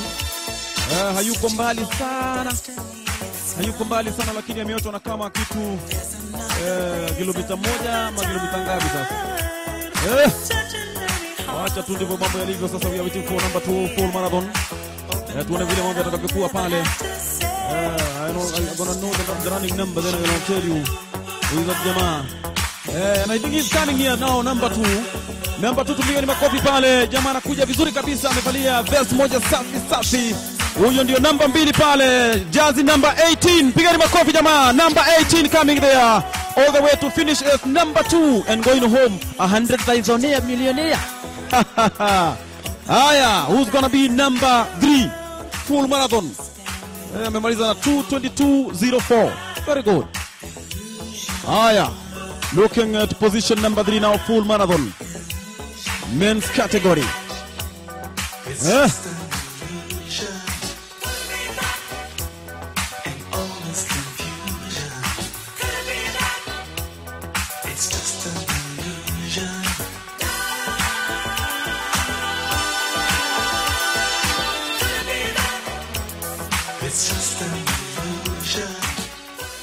Na mbio za kilomita 42 upande wa wanaume, mshindi ameweza kufika Utepeni na niko naye hapa. Hebu tuambie jina lako. Naitwa Benson Loshareng. Tuambie umetoka upande gani wa Kenya? Upande wa Kapenguria. Tuambie umekuwa ukifanyia mazoezi yako wapi? Nilikuwa nafanyia Kaptabuk. Na mbio za leo tuambie zimekuaje, umejihisi vipi? Yenyewe kweli ilikuwa ni ngumu, chua ni kali, competition ilikuwa juu. Hali tu hivyo. Na tuambie, je, umewahi kushiriki mbio za leo marathon, na kama uliwahi kushiriki ulimaliza katika nafasi ngapi? Kwa kweli leo ni mara ya kwanza kushiriki. Ikiwa mara yako ya kwanza, je, ni changamoto zipi ambazo umekumbana nazo, kwa sababu hauko unajua ile barabara? Je, ni changamoto zipi ambazo umekumbana nazo barabarani? Kwa kweli yenyewe hali ya competition ilikuwa nzuri, si mbaya sana, na njia yenyewe kweli ilikuwa maponde na mlima. Tuambie ni strategy gani ulitumia ama ni mbinu gani ulitumia? Je, ulianza katika nafasi ya kwanza ama ulianza nyuma kidogo alafu ndio ukachomoka baadaye? Kwa kweli nilianza vizuri, na baada ya watu ya afu kumaliza mimi nikaanza kuondoka. Je, baada ya kushinda leo, je, una mpango ipi? Una mpango ya kushiriki mbio za kimataifa hivi punde ama mbio za kitaifa ambazo zinafanyika hapa nchini? Kwa kweli natumai ndasa shiriki ya kimataifa, sababu leo ni mara yangu ya kwanza, naona matumaini iko mbele. Asante sana na shukrani sana. Asante. Ni mshindi wa mbio za kilomita 42 upande wa wanaume ambaye ameweza kumaliza kupata upande wa Kapenguria. Hivi sasa aliyemaliza katika nafasi ya pili tutaweza kuhojiana naye hivi punde, kwa hivyo tunasubiri tukimpata, lakini kwanza kabisa tuende kwake Duncan Haemba na kisha baadaye tutaweza kuzungumza na aliyemaliza katika nafasi ya pili. Asante sana Geoffrey Washira. Huyo ni Geoffrey Washira ambaye ameweza kufanya mahojiano ya mshindi wa nambari ya kwanza na ya pili katika kitengo cha kilomita 42 ama half marathon ukipenda. Hawa ni magwiji wetu walio katika kule ndani, yani deep inside the park, wakiwa na ule mtambo wa SNG ambao wanatupeperushia picha za moja kwa moja. Na huyo si mwingine bali ni Willy Gitau ambaye anaongoza kikosi kilicho pale. Tuko naye Collins Okoth na Felix Orare. Kumbuka kwamba Kipchumba International aliweza kutupatia picha zile za angani ambazo tuliziona jinsi ndege ilivyokuwa ikiwafurusha wanyama kutoka katika mkondo ambao washiriki wanatumia. Ni vile vile ni picha ambazo zilikuwa zinapigwa kwa ustadi sana, yani katika standard ya hali ya juu, kiwango cha kimataifa. Sasa namwambia nafahamishwa kwamba Wachira ameweza kumpata aliyemaliza katika nafasi ya 3. Geoffrey Wachira, iwapo unanipata basi uwanja ni wako. Washiriki wa mbio za kilomita 42 wanaendelea kumaliza upande wa wanaume, na hivi sasa ni naye aliyemaliza katika nafasi ya 2. Hebu tuambie jina lako. Julius Kariuki. Tuambie umetoka upande gani? Nyahururu. Na je, umekuwa ukifanyia mazoezi yako wapi? Kwenda fanyia huko Nyahururu tu. Na tuambie, je, leo mbio zilikuwa vipi? Umewahi kushiriki tena ama hii ndio mara yako ya kwanza? Nimesha kushiriki mara hii ni mara ya pili sasa kushiriki katika hiyo mbio. Na tuambie, je, uliposhiriki mara ya kwanza ulimaliza katika nafasi ya ngapi? Nilimaliza nafasi ya 3. Na je, mwaka huu ni changamoto zipi ambazo zimekukabili, kwa sababu bila shaka ni tofauti kuliko uliposhiriki mara ya kwanza? Ni changamoto zipi zimekukabili mwaka huu? Niseme mwaka huu kwamba unajua kila kitu inakuanga na training. Sasa mimi katika maoni yangu nilikuwa nategemea kushinda, lakini nikakuta kunaye ametrain kuliko mimi, kwa kuwa na problem ya hivi ara hivi. Hata jana tulitravel kutoka Meru mpaka kwa Matunda pale kwa gate, tukakosa gari ya kutuingiza. Tulipiga mguu, tulisuka pande ile nyingine, tukakuja kuingilia mpaka karibu kwa hema. Sasa unaona uchovu ambao ulipata jana labda umekuadhiri? Hiyo uchovu ndio imeniadhiri, sababu hata nikikimbia nilikuwa nasikia nimechoka, sababu nilikuwa nimebeba mfuko ile, nilikuwa nimebeba manguo na nilistrain sana jana. Je, tuambie, una mipango ya kurejea leo na kushiriki mbio miaka ijayo? Mimi nategemea kukimbia hata mwaka ijao hii mbio ya leo marathon, hata tuseme kwa mbio zingine kama standard chartered sote na kuanga kukimbia. Asante sana na hongera sana kwa kumaliza katika nafasi ya 2. Naam, ni aliyemaliza katika nafasi ya 2 kutoka eneo la Nyahururu, ambaye anatuarifu kwamba jana alipata uchovu sana na labda akaathirika, na hivyo basi ametuambia kwamba mwaka ujao atarejea na ana matumaini kwamba atamaliza katika nafasi ya kwanza mwaka ujao. Hivi sasa tunaye mwanaume aliyemaliza katika nafasi ya 3 mbio za kilomita 42 ambaye atatuambia jina lake. Tuambie jina lako. Stephen Kinoti. Stephen Kinoti, tuambie umetoka eneo lipi? Umetoka pande za Timau. Na tuambie, je, mbio za leo zimekuwa vipi? Changamoto zipi zimekukabili? Acha niseme mbio za leo zimenifurahisha sana. Mwaka jana niliweza kuwa namba 5. Time yenye nilifanya ilikuwa baya sana, juu ilikuwa 229. Na leo nimejikabisa kabisa juu nimekuwa namba 3 na 223. Kwa hivyo ninasema mbio za leo siko sawa kabisa. Je, ulitupia mbinu gani kuweza kumaliza katika nafasi ya 3? Je, ulianza katika nafasi ya kwanza ama ulikuwa umerudi nyuma kidogo ndio ukachomoka dakika mwisho? Mimi katika round ya kwanza niliweza kutumia speed ile ya constant kabisa, lakini round 2 nilipofika 30 km hivi nikaweza kuchomoka sasa kwa speed ya juu tena sana, na nikaacha wenye nilikuwa nao nyuma. Umekuwa ukishiriki mbio za marathon ama hii ni mara yako ya kwanza? Mara yangu ya 3 sasa. Je, una mipango ya kushiriki mbio zingine za kitaifa, za kimataifa hivi karibuni? Nitashiriki inaitwa Standard Chartered Marathon kule Nairobi. Asante sana na hongera sana kwa kumaliza katika nafasi ya 3. Huyo ni aliyemaliza katika nafasi ya 3 upande wa wanaume, mbio zikiwa za kilomita 42, na tunasubiri tuone ndani ataibuka mshindi kwa upande wa akina dada. Kwa hivyo mara tu baada ya kufika tutaweza kuhojiana naye na tuambie mbio zilikuwa vipi. Hivi sasa na kuregesha kwake Duncan Haemba upande wa pili wa studio. Asante sana Geoffrey Wachira. Bila shaka huyo ni mwanaspoti Geoffrey Wachira ambaye anajizatiti kuona kwamba anakuletea mahojiano ya moja kwa moja ya washindi katika vitengo mbalimbali ambao ilivyo ni kwamba wamejitahidi sana. Kule ndani ama kule katika ndani ya mbuga tunajiunga na wenzetu kupata picha zaidi za washiriki zaidi. Kumbuka kwamba mbio hizi zilikuwa zinashindaniwa ama washiriki walikuwa 1000 na wale ambao wameweza kumaliza kufikia sasa ni takriban 200 hivi. Kwa hivyo bado kuna kikosi kizima ambacho tunakisubiri, ambacho bado kule ndani. Unavyoona yule jamaa amevalia zake. Hapa ni afisa mkuu wa kampuni ya Safaricom, yani Safaricom CEO. Afisa mkuu mtendaji wa kampuni ya mawasiliano ya Safaricom, ambao mashindano haya ni ya Safaricom Marathon, is Michael Joseph, ambaye vile vile ushiriki katika mbio hizi. Kwa hivyo huyu ni Michael Joseph, afisa mkuu mtendaji wa kampuni ya mawasiliano ya Safaricom, yani Safaricom CEO Michael Joseph.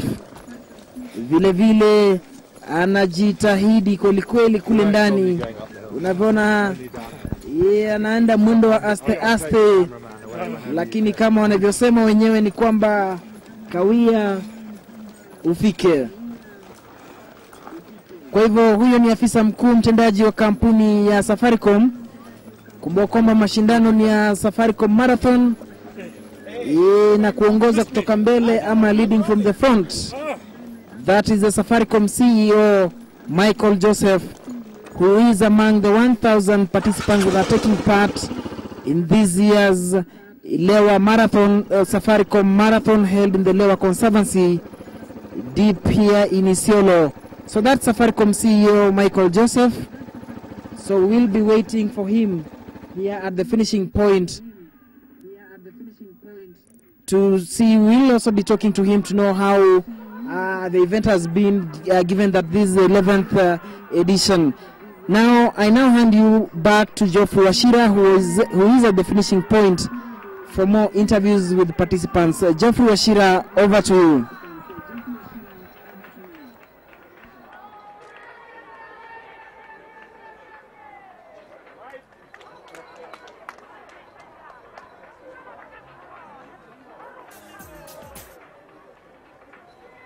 Now, the Safaricom Lewa Marathon cannot be successful without the sponsors, and here I have one of them, and she's going to tell us she's from which company. Tell us your name first.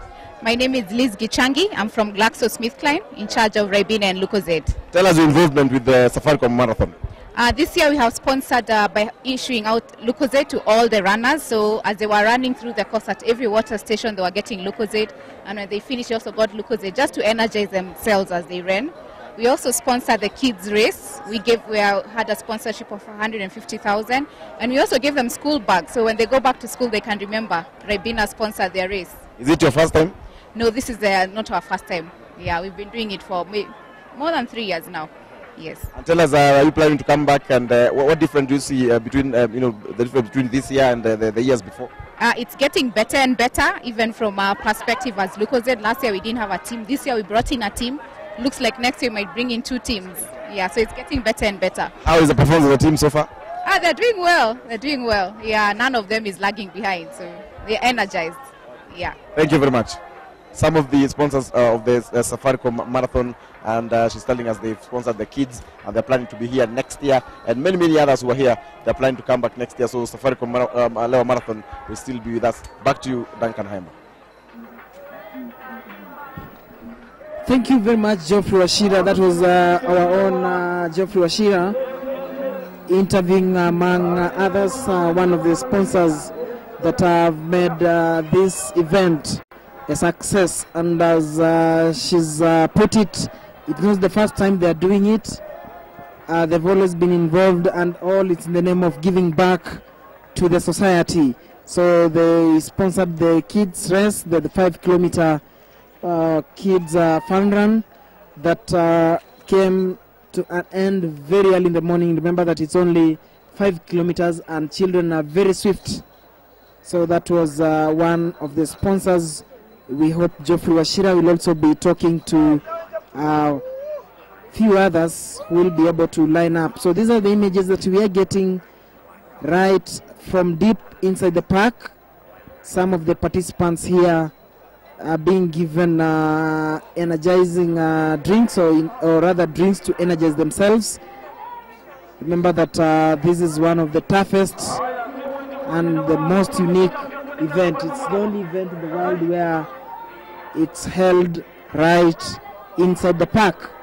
Remember that the Lower Conservancy is an initiative, or rather the marathon Safaricom Marathon is an initiative of the Task Foundation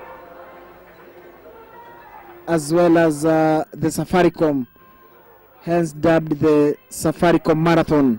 Kwa hivyo hizi ndizo picha ambazo tunaendelea kuzipata kutoka ndani ya mbuga, na ilivyo ni kwamba washiriki wa mwaka huu wameweza kuwa washiriki 1000, huku 200 wakiwa ni wa kigeni kutoka mataifa kadha wa kadha, miongoni mwao Marekani, Uingereza, Uhispania, Ujerumani, Afrika Kusini, Malawi, Tanzania, vile vile nchi za Scandinavia, yani Sweden, Denmark, hali kadhalika Norway.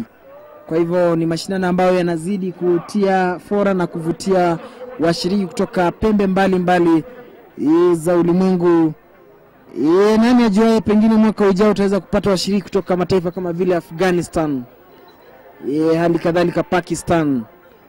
Kwa hivyo ni mashindano ambayo yanaendelea kutia fora sana. Kwa hivyo mbali na kuwa kuna wale ambao wanashiriki hapa kuweza kupata mashindano haya ama kuweza kutia kibindoni ushindi, kuna wale ambao wanashiriki kama njia moja kuweza kuboresha utalii.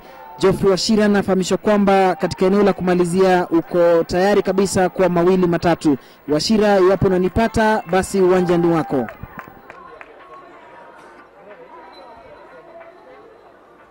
We are still waiting for the winner of the women's race, the 42-kilometer full marathon. And remember, the 21-kilometer race is normally open to teams. And here with me, I have the Kenyan team, and she's going to take us through. First of all, tell us your name. I'm Helen. Yes, and tell us more about the Kenyan team. How many were you, and how was it?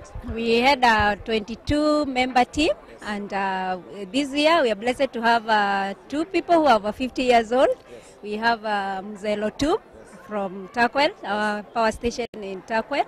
Then we have Mr. Daniel Muturi. He's from Kipevu station, and they've done us proud. They all did under 2 hours. Okay. Yes. And tell us, taking part as a team, you need to work together and train together. Where do you normally train, and how are your preparations before this? Yeah, some train individually, and those in the power stations, they train together. Like in Olkaria, the terrain is very good, similar to Lewa terrain, so they do a very good job as a team. You know your overall performance so far? Yeah. You're still waiting? Not yet, but the team that is here now is averaging 2 hours. Yeah. How many years have you taken part in this race? Is this your first time, or how many years have you participated? Oh, this is the 4th year. We are good. Our MD and the company, we are always supporting Lewa. Yeah, out. Are you planning to come back? Hopefully, yes. We hope our MD will be kind enough to allow us to come again. And we are happy to be a part of this charity work. And you've told me he's how many years? 50 years. Tuambie mbio zilikuwaje leo? Mbio zilikuwa tough because it's too hot today. Yeah. Ilikuwa mara yako ya kwanza kushiriki ama umewahi shiriki tena? Nimewahi kushiriki mara nyingine, hata Nairobi Marathon nimewahi kushiriki. Yes. Na una mipango ya kurejea? Na niko na mipango ya kuendelea, washa kurejea. So ilikuwa ni timu ya Kenyan miongoni mwa timu ambazo zimeshiriki mbio za kilomita 21 na timu zaidi tuweza kuhojiana nao nisikie mambo yako vipi. Nakumbuka kwenye mbio hizi mwaka huu kwa mara ya kwanza kulikuwa na mshiriki alikuwa akishiriki na lile gari na magurudumu ama wheelchair ukipata, ambaye tuweza kuhojiana naye mara tu baada ya kumaliza. Hivi sasa tuendelee kumsubiri mshindi upande wa kinadada mbio za kilomita 42. Kwako Haemba. Asante sana mwenzangu Geoffrey Wachira.